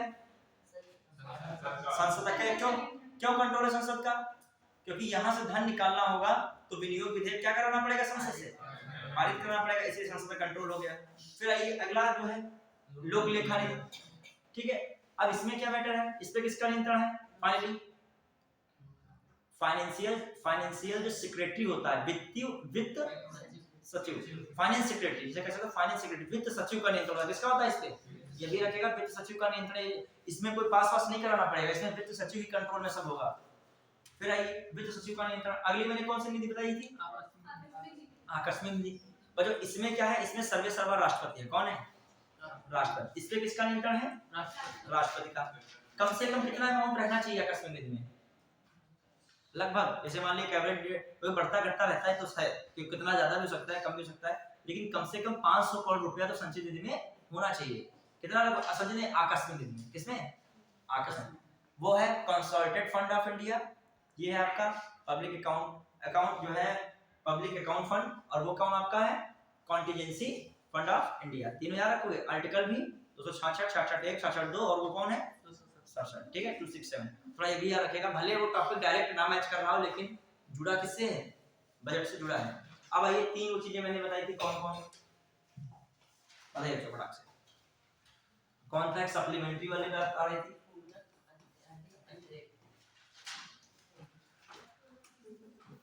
ठीक, सप्लीमेंट्री वाला मैटर था, उसमें क्या क्या इंपॉर्टेंट बातें हैं? ठीक है, हाँ क्या बात है इंपॉर्टेंट? देखिए इसमें क्या व्यवस्था की गई है, कोई भी जैसे कार्य शुरू करना है, ठीक है, मतलब जो बजट में रुपया दिया गया है तो कार्य शुरू करने से पहले ही क्या करना? अधिक मांग करना। मतलब क्या करना? मतलब कार्य आपने शुरू किया है उससे पहले आपको पता चल चुका है कि अभी रुपए की जरूरत क्या है और है, मतलब कार्य शुरू करने से पहले ही और पैसे की मांग करना या और धन की मांग करना किसमें चला जाएगा? सप्लीमेंट्री। मतलब अभी पूरक नहीं है ये, मतलब पूरा कार्य नहीं कर पाएगा, इतने पैसे में पूरा कार्य नहीं हो पाएगा। फिर दूसरा कौन आ रहा था आपका? कार्य शुरू करने से पहले ही धन की मांग, वो किसमें जाएगा? सप्लीमेंट्री में। फिर आपको कौन आ रहा है? सेकंड वाला कौन सा आ रहा था? एडिशन वाला। इंग्लिश वाला वर्ड यहाँ देख लीजिएगा थोड़ा सा, एडिशन वाला। एडिशन वाले में क्या था? मान लीजिए आपको बजट दिया गया है किसी मतलब आपका कोई विभाग द्वारा बजट दिया गया, जो नियत खर्चे हैं वही, तो आपको इसमें नई सेवा शुरू करने लगे हो। क्या करने लगे हो? जब नई सेवा शुरू कर दिए हो तो नई सेवा शुरू करने के लिए आपको क्या धन की आवश्यकता पड़ेगी, तो वो धन मांगना वो किसमें आता है? एडिशन में। आप क्या कर रहे हो? कोई भी योजना दी गई थी उसमें कोई नई कहानी आप बनाने लगे हो। जब पहले बजट पास हुआ था तो उतने के लिए हुआ, अब उसमें तुमने कोई नई स्कीम डाल दी आगे, अब नई स्कीम के लिए आपको रुपया क्या चाहिए? अधिक चाहिए। तो अब उस रुपए की मांग करोगे किसके तहत? कौन सी मांग में चला जाएगा आपका? एडिशन वाले में। अब आइए तीसरी बात कब हो रही है? तीसरी कौन सी है? कौन सा है? अतिरिक्त वाला। अतिरिक्त क्या करेगा? इंग्लिश में रख लेगा एक्सेस। क्या कहते हैं? एक्सेस। क्या होता है? आपने जितना बजट दिया गया था उससे अधिक खर्च कर डाला। कितना खर्च कर डाला? समझ पाएंगे नहीं? उससे अधिक खर्च कर लिया। अब उस अधिक जो धन को मांग रहे हो आप, नहीं समझे? जो बजट था तुमने कैसे जो है जो चीजें दी गई थी उससे तुमने क्या कर दिया है? अधिक खर्च किया है। अनुमान लगाया गया तुमने अनुमान से भी ज्यादा खर्च किया है, तो उस जो अधिक कैसे भी तुमने एक्स्ट्रा खर्च कर दिया, लगा दिया, उस अधिक को भी क्या करोगे? मांग करोगे। वो अधिक वाला किसमें जाएगा? एक्सेस में। मतलब तुमने एक्सेस कर दिया, जितना चाहिए था उससे ज्यादा तुमने क्या कर दिया है? लगा दिया, तो अधिक वाला। तो तीनों में डिफरेंस बड़ा सिंपल है, बड़ा मतलब जो है कठिन भी है, बड़ा साधारण भी है। एक है कार्य करने से पहले ही क्या मांग रहे हो? अधिक धन मांग रहे हो, क्योंकि वो दिया नहीं, उस हिसाब से तुमको लगने लगा कि इतना मिलना चाहिए लेकिन दिया उतना नहीं। एक क्या है? तुमको दिया गया था लेकिन तुमने एक नई सेवा शुरू कर दी, तो उसके लिए तुमको क्या चाहिए? धन की आवश्यकता चाहिए। एक क्या है? जितना तुमको निर्धारित था तुमने कार्य वाले सब किया, लेकिन उसमें तुमने ज्यादा ही क्या कर दिया? खर्च कर दिया, तो उस अधिक खर्च वाले को मांग रहे हो आप। तो ये किसमें हो गए? तीनों किसमें आ रहे हैं? 115 में। तीनों किसमें आ रहे हैं? 115। आर्टिकल लगाया था मैंने, अब आइए, जितना मेन बजट की बातें थी अब वो वाले मैंने बताई। अब बजट में खासकर है आपका जो वो वाला हिस्सा है जिसमें क्या कहते हो कि किस मद में किसको ज्यादा मिल रहा है, कहाँ से मिल रहा है, ये भी एक हिस्सा रहता है। बजट में खासकर होता क्या है, कौन सी होंगी बजट में? प्राप्तियां होती हैं और क्या होता है, खर्चे होते हैं, मतलब आपका जो है रेसिप्ट होता है और क्या होता है, एक्सपेंडिचर होता है। दो चीजें होती है बजट में खासकर। आना है पैसे का, लगभग आता भी उतना ही है, लगभग जाता ही उतना है। और हमेशा अपना बजट कैसा रहता है, घाटे का। और घाटे का बजट के लिए बहुत समितियां वगैरह बनी हैं कि कैसे भी घाटे का बजट को क्या किया जाए, राजकोषीय घाटा, फाइनेंशियल डेफिसिट क्या किया जाए, कम किया जाए। लेकिन कम ज्यादा होता नहीं है, कुछ ना कुछ स्थितियां बन जाती हैं। ठीक है, अब आइए स्थितियां, जैसे कोरोना आ गया बीच में, भारत में बहुत बढ़िया स्थिति चल रहा था, कोरोना ने हर चीज क्या कर दी, डाउन कर दी। अब मैंने जो बजट के बारे में पढ़ाया था उसमें थोड़ा सा रिकॉल कीजिएगा, तब आप समझ जाओगे क्या क्या चीजें मैंने बताई हैं। बजट के मेन सारी चीजें मैंने बताई हैं, एक बार बिना देखे पहले रिकॉल कीजिएगा नॉर्मल तरीके से।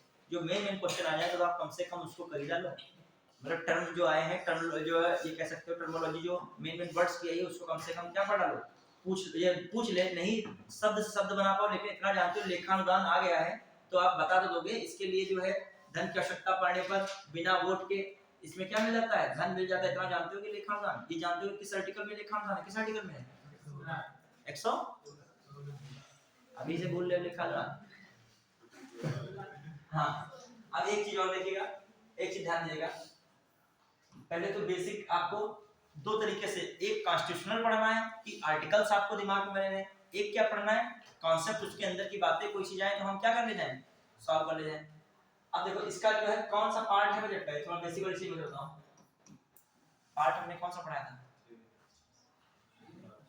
कौन सा पार्ट में होगा, किस आर्टिकल की बात यहाँ पे हो रही है, अब बताइए 152 से 151 तक किस रेंज में आते हो, 5 में आते हो, किस में आते हो, कुछ कॉमन सेंस भी लगाया करो। जो पार्ट्स आर्टिकल आ रहे हैं किसने, मैंने बताया 52 से लगाकर 151 तक किस आर्टिकल में आते हो, किस पार्ट में आते हो, पार्ट 5। तो कॉमन सी बात है 112 से 17 रेंज है किसमें आएगी। अब तुम ये ना सोचो कि वित्त वाला दिया है तो पार्ट 12 बता दो, वित्त वाला नहीं है वो, वित्त वाला जो है किसमें 280 में चलेगा मामला, वो अलग है, वो तुम्हारे उसमें चलेगा दूसरी जगह पे। यहाँ पर कौन सी रेंज है तुम्हारी, 112 से 117 वित्त विधेयक है, यहाँ पे वित्त वाली भारत की व्यवस्था नहीं है। ये समझ रहे हो, जल्दबाजी में गलतियां होती है कभी-कभी। वित्त वाला जो है किसमें आता है, किस पार्ट में आता है, 11 में आता है, 12 में आता है, बताइए, वित्त वाला 12 में आता है। वाणिज्य एवं व्यापार किसमें आता है, पार्ट्स भूल गए क्या, ये खंड शिक्षा अधिकारी में क्वेश्चन आया था, पार्ट वाला पूछा गया था, इन्हीं में से जो है जो मैं बोल रहा हूँ, वित्त वाला पूछा गया था, पार्ट लिख दिया था, पार्ट 12 13 आ गया, फिर 15 भी कहो कहीं आ जाएगा। अच्छा, पार्ट जो है 14, ठीक है, और पार्ट 15 ये मैं पूछ रहा हूँ वाणिज्य एवं व्यापार किस पार्ट से संबंधित है, इसमें हाँ पता है तुमको, ये मैं बता रहा हूँ। ऐसे क्वेश्चन भी आने की संभावना है, तुमको लगे डायरेक्ट वो सरल क्वेश्चन आया है, वो ऐसी चीज पूछेगा जिसमें क्या तुमको कर दे फाइनली। पार्ट पढ़ा है, पार्ट कैसे नहीं पढ़ा है, हाँ क्या करो, ठीक। एक चीज मैं बताऊं, एक ये प्रॉब्लम होती है, आप पढ़ के बहुत गए और वहां पार्ट में कंफ्यूज हो गए।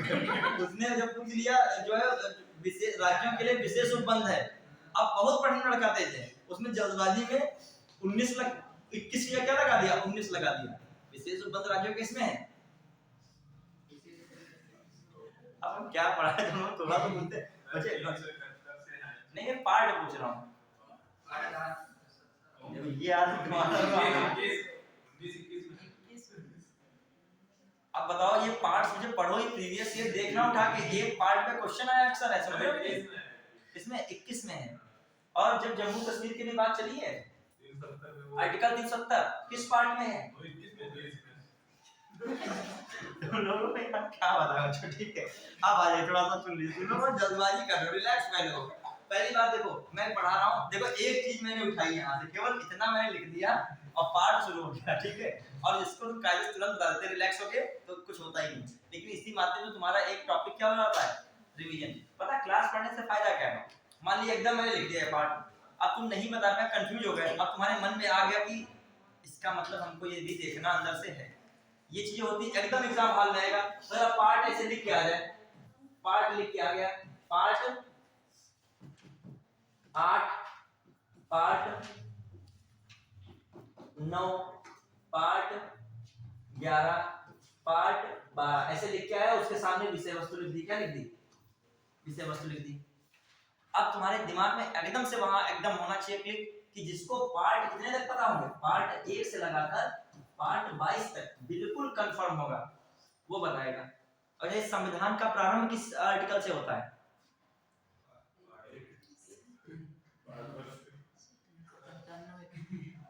जरा बस ये तो मुझे पढ़े थे ना।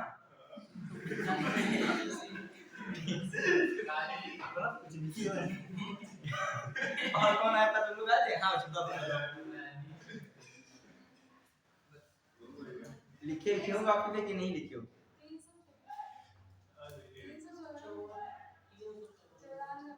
संविधान का वर्णन किससे हो रहा है? संविधान का संक्षिप्त नाम किस पार्ट आर्टिकल में है? किसमें? तुम लोग बताते नहीं, तुम एंजॉय टीचर पढ़ाने नहीं आता, तुम लोग थोड़ा सपोर्ट किया करो। चीज पूछे देखो, हम फालतू चीजें नहीं पूछते, क्वेश्चन आए हुए हैं, हमने देखा था। ये सब ऐसी चीजें कंफ्यूजन वाली आती हैं। एक तो देखो, पढ़ना ही काम थोड़ी होता है, केवल पढ़ना के बाद उसके बाद याद रखना भी एक काम है, केवल पढ़ना ही पढ़ना थोड़ी है। हाँ, अब तुम लोगों से पूछ लूं, ये किसमें संविधान का संक्षिप्त नाम और संविधान का लागू होना है किस पार्ट में? 22 पार्ट में। ये बताओगे? बताओ, मैं फटाक से लास्ट तक तुम लोग ये बताओगे। संक्षिप्त संविधान का नाम क्या है? संक्षिप्त नाम भारत का संविधान क्या है? कहा गया है यार, देखिए, कॉन्स्टिट्यूशन ऑफ इंडिया, भारत का संविधान। ये नहीं संविधान, क्या है पूरा नाम? भारत का संविधान, ठीक है। और क्या? और क्या संविधान लिखोगे? क्या लिखोगे? ऐसे लिखोगे भारत का, अपने कहोगे ये हम संक्षिप्त नाम बताएंगे, इतने बेइज्जती थोड़ी करोगे। ये आपका क्या, भारत का संविधान जो आप बुक उठाओगे कॉन्स्टिट्यूशन, ये है भारत का संविधान बात की जा रही है। हाँ हाँ हाँ। अब देखो जी, एक चीज बताओ, हाँ ये सब चीजें आप पहली बात तो कुछ लोग कॉपी में ढूंढे नहीं मिल रहा है, कहाँ पे लिखा है, तो ये तो बहुत दूर की बात। कॉपी में ढूंढे किसको नहीं मिला? मतलब पेजों पर लिखते हो, एग्जाम के हाल समय क्या होगा भैया, तुम लोग का जो है पेज पे वो टुकड़ा ढूंढे नहीं पा रहे, वो वहां नहीं ढूंढे पा रहे, कहाँ क्या लिखे हो आप जो है। एक चीज बताओ, लिखो, हाँ मिला कि नहीं लिखा है? पहले तो हमें ये बताओ, उस दिन कौन आए? तुम आए थे? घबराओ नहीं, तुमने कहीं लिखा है कि नहीं? कहीं लिखा था बच्चे कि नहीं? घबरा क्यों? हाँ तुमने लिखा था कहीं? बहुत अच्छा। हाँ सामने तुमने लिखा था? अच्छा बताइए, कौन आया था उस दिन? तुम आए थे? कितने महान लोग। चलो आइए, देखो कोई बात नहीं। अब देखो क्या है, ये हाल है। तुम लोग जो है नोट्स कहते, तुम लोगों से ये नोट्स अपना दिखा देना, हमने क्या क्या पढ़ाया है। तुम लोगों को नोट्स नहीं मिल पाएगा, हमें ये हालत है। दो चार लोग हम कह दे कि हमें नोट्स चाहिए तुम लोगों का, हमें खुद देखना है क्या क्या चीजें मैंने कैसे पढ़ाई है, और क्या कोई छूटी तो नहीं चीजें, तो पता सब कुछ छूटा दिख रहा होगा। अभी कुछ लोग जो है 4 टॉपिक लिखे और आते तो रहते थे बहुत लोग, उनको ये नहीं समझ में आता है आते तुम लोग रहते हो, मैं बहुत लोग ऐसा तो है नहीं, आते नहीं तो पढ़ाते कैसे? लेकिन कोई एक कॉपी बनाओ ढंग की, भले राइटिंग ना अच्छी हो, लेकिन एक कॉपी में बनाओ। ये नहीं है 4 पेज पे बना दो। जब तुमको हाई कोर्ट पढ़ना तो हाई कोर्ट कॉपी ओपन कर दो, जब सुप्रीम कोर्ट पढ़ना सुप्रीम कोर्ट। अब कॉपी नहीं ला रहे हो, एक कॉपी में इतना बड़ा लिखाया नहीं, तुमको 4 कॉपी भर के नहीं है। अब भाई जो एक बार मैं तुम लोगों से पूछ रहा था उसको मुझे बता दीजिए, तुम लोग फंस रहे हो उस चीज में। मैंने भी लिखा था, तुम लोग सोच रहे हो सब भूल गए। पार्ट 8 लिखा था, कोई देखेगा नहीं बताएगा मुझे। पार्ट 9 लिखा था, पार्ट कौन लिखा था? 10 लिखा था ना सर? और कौन लिखा था मैंने? पार्ट 13 हो चुका, बार बार हम लोग से पूछेंगे।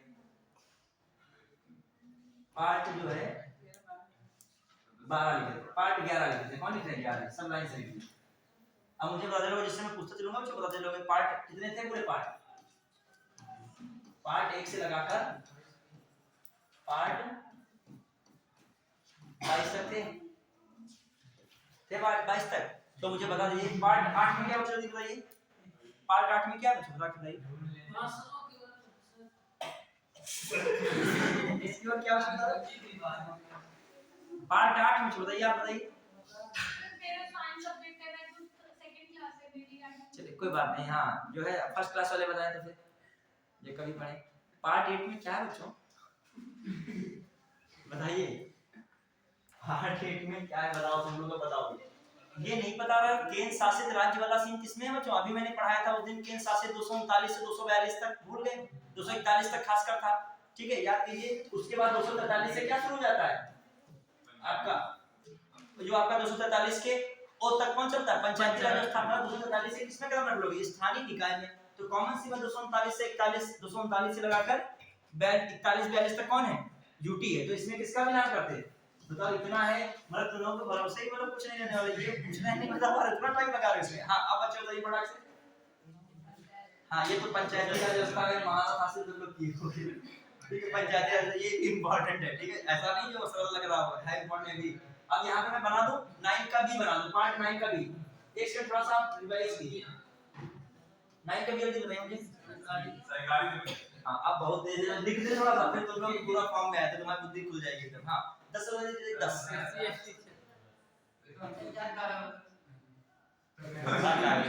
मतलब जो पार्ट 10 क्या है ये आज लास्ट क्लास में तुम लोग चेक कर रहे हैं, पूरा साफ करे बैठे हो एकदम पूरी तरीके से, फिर बात लगा दी दिमाग में। हां अनुसूचित जनजाति और अनुसूचित जनजाति क्षेत्र का प्रशासन संबंध है, किससे संबंध है? अनुसूचित जनजाति क्षेत्र के प्रशासन से, याद रखिएगा।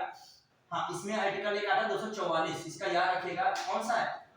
44। अनुसूचित जनजाति के क्षेत्र का प्रशासन और अनुसूचित जनजाति क्षेत्र घोषित इसी के अंतर्गत किया जाता है। राज्यपाल सिफारिश करता है राष्ट्रपति से। अजय बताएंगे तो तुम लोग सब बताने लगोगे, जब हम पूछेंगे तो ये नहीं बोलेंगे। अभी ये भी पूछते हैं कि कौन सा आर्टिकल है, तो भी ये नहीं बताते। हाँ अच्छा आइए बच्चे अगला 11 वाला बताइए। जैसे हम जो तुमको बहुत योग्य समझ रहे हैं तुम लोग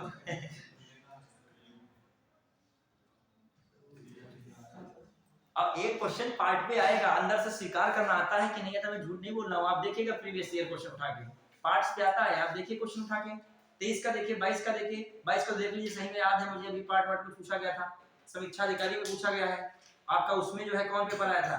खंड शिक्षा अधिकारी में पार्ट पूछा गया था 2019 में हुआ था विशेष द्वारा। आप प्रीवियस ईयर सिलेबस देख लो, पार्ट से कई सारे मिल जाए क्वेश्चन। अब मुझे एक बार गिन के ही बता देना, तुम्हें कोई मेरा फायदा नहीं है बीच बीच से पूछने का, तो पता ही नहीं तो काहे का टेस्ट होगा। एक बार मुझे 20 तक पूरा पढ़ा दीजिए, 22 तक, फिर तुम लोग बताओगे। अब अगर 11 1 और 11 में इतनी मेहनत की थी, केंद्र और राज्य के बीच संबंध वाला कौन सा आर्टिकल पार्ट है? सबसे सरल पार्ट लिखा है 11। याद कर 50-50 लिखा था मैंने, क्या लिखा था? 50-50 केंद्र और राज्य के बीच संबंध। किसमें बताया था मैंने? 11 में। मुझे तो ऐसे तरीके से बनाया हमने, 1 और 1 11 ऐसे याद रखता हूं। अब 11 आ गया, फिर मैंने 12 बताया था। चलो एक बार 1 मिनट में जल्दी से रिवाइज कर डालिए, फिर मुझे बताइए। आपका शेड्यूल भी 1 मिनट के रिवाइज कर डालिए, जिन दोनों से मैं शेड्यूल पूछूंगा उसमें फंस जाओगे, ठीक है फिर उसके अंदर कोई शेड्यूल नहीं। चलो एक बार बता दिए फटाक से, 1 मिनट के लिए कॉपी थोड़ा सा बंद कर रखिएगा, मुझे यहाँ पार्ट्स बता देंगे। तुम लोग बता नहीं पा रहे, मेरा टाइम इतना वेस्ट हो गया इसमें कि 2 मिनट का काम था इसमें बताने में, लेकिन तुम लोग हंसते से ले गए उसमें जानकारी, लेकिन अदर बहुत सारी हो गई। हाँ फटाफट आइए, पार्ट 1 में क्या बताइए? संघ और उसके राज्य क्षेत्र है, क्लियर? उसमें जानते हो एक साथ आर्टिकल भी निपटाते चल रहे हैं, ठीक है? थोड़ा आर्टिकल देख लीजिए, थोड़ी वो चीजें। कौन सा आर्टिकल है वहां से वहां तक? 1 से 4, ठीक है, क्लियर? इसमें से जो महत्वपूर्ण आर्टिकल होगा पूछ भी लेंगे। आर्टिकल 3 बहुत पूछा आता है, क्या है आर्टिकल 3? हाँ सीमा में परिवर्तन, नाम में परिवर्तन और क्षेत्र में परिवर्तन, दोनों इतना क्लियर है। हाँ फिर आइए, कौन सा मैंने? पार्ट 2 थोड़ा सा नागरिकता जोश से बोले तो थोड़ा ठीक है। नागरिकता में जो है पार्ट 10 बच्चों क्या है? नागरिकता का बच्चों पूछ लेगा, नागरिक अधिकार, नागरिकता का भी बना रहेगा, अधिकार तो जो बने रहेंगे।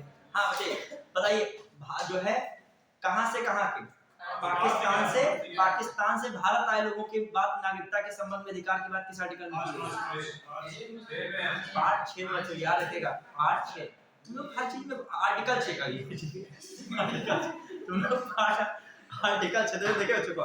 देखो क्या मैं देखो फिर मैं लिख रहा हूँ, अभी जो नए बच्चों को कंफ्यूजन हो रहा होगा, तो जो पार्ट फर्स्ट है, पार्ट फर्स्ट में कहां से कहां तक रेंज है? आर्टिकल 1 से 4, और आर्टिकल 1 में बताएगा भारत और इंडिया, भारत और इंडिया एक ही नाम बताया गया, क्या है? राज्यों का संघ है।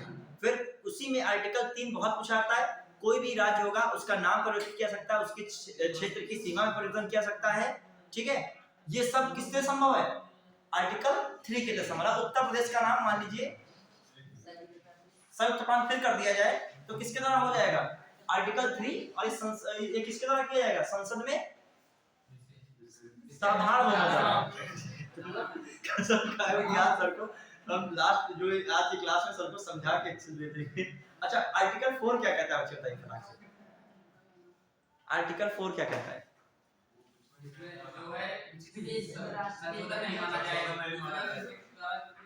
हाँ चलिए, मैंने आर्टिकल देखो एक चीज देखो, पार्ट शुरू किया, एक पार्ट के ऊपर बढ़ने कोई नहीं दे रहा है, इसमें चीजों में फंसे हुए हो। देखो एक पता लग रहे हो, आर्टिकल 1 है बच्चों, ठीक है। आर्टिकल 2 इतना पूछा नहीं जाता है, आर्टिकल 3 जो है इंपॉर्टेंट है, और आर्टिकल 4 क्या है? जो मैं कह रहा हूँ आर्टिकल 2 में और आर्टिकल 3 में कुछ भी संशोधन करना होगा वो साधारण बहुमत से होगा, ना कि संविधान संशोधन जो आर्टिकल 368 के तहत होता है वो नहीं होगा। तो ये बात इसमें कही है 4 में। अब मैं कह रहा हूँ पार्ट 2 बच्चे पढ़ो। पार्ट 2 में हम लोग पढ़े, पार्ट 2 में जो मैं कह रहा हूँ बच्चों नागरिकता होती है किस आर्टिकल से? 5 से 11। मैंने आपसे पूछा 10वां आर्टिकल नागरिकता का बना रहना, फिर मैंने पूछा था भारत से पाकिस्तान से भारत आए हुए लोगों के नागरिकता का अधिकार बच्चे आर्टिकल 6। फिर आर्टिकल 7 क्या कहना था? यहाँ से वहां जाने वाले नागरिकता के संबंध में अधिकार। फिर आर्टिकल 8 क्या कह रहा था? बता दीजिए। ठीक है, भारतीय मूल के तो हैं लेकिन उनके नागरिकता के अधिकार के संबंध में। और पार्ट 9 क्या कहता है? सबसे इंपॉर्टेंट, समाप्त होना। अब आइए पार्ट 3, पूरे पार्ट हमको निपटाने भी 22 तक है, जल्दी बताइए। पार्ट 3 में क्या है? मूल अधिकार है। पार्ट 3 में मूल अधिकार है, तो मूल अधिकार हम पूछने के लिए हम जो है पूरा अधिकार हमको है पूछने का तुम लोगों से, ठीक है। साहब हम पूरे उसमें हम पढ़ाए, आज हम हमारा जो है इस वाले सत्र का अंतिम क्लास है तो पूछ सकते हैं, ठीक है। हाँ तो बताइए बच्चों 20 का 2 पार्ट क्या कहता है? आर्टिकल 20 का 2 पार्ट बच्चों,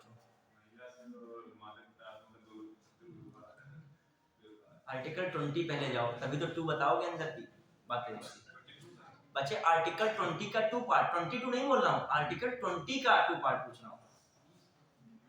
ये आया था 2023 के पीसीएस में, आर्टिकल 20 पूछा गया था, पेपर देखेगा पीवाई क्विज में। अभी 2023 का पीसीएस वो दूर नहीं गया है, तो आर्टिकल 20 से पूछा था, उसके सब पार्ट से। किससे पूछा था? सब पार्ट से पूछा था। आर्टिकल बच्चे 20 का 1 क्या कह रहा था कि वर्तमान कानून के अनुसार सजा मिलेगी। आर्टिकल 21 में क्या कहता है? मतलब मूल अधिकार में कंफ्यूजन हो रहा है तो सोच लो, मतलब उसमें भी कंफ्यूज हो रहे हो तो समझो आर्टिकल 51A तक कोई भी चीज ना पता होना, समझो 4-5 क्वेश्चन का रिस्क लेके जा रहे हो, और जो तुमको नहीं पता है वही वहां पता होने के लिए स्थिति वाले क्वेश्चन आएगा। अभी 51A तक आपको एक चीज एकदम पाई पता होनी चाहिए।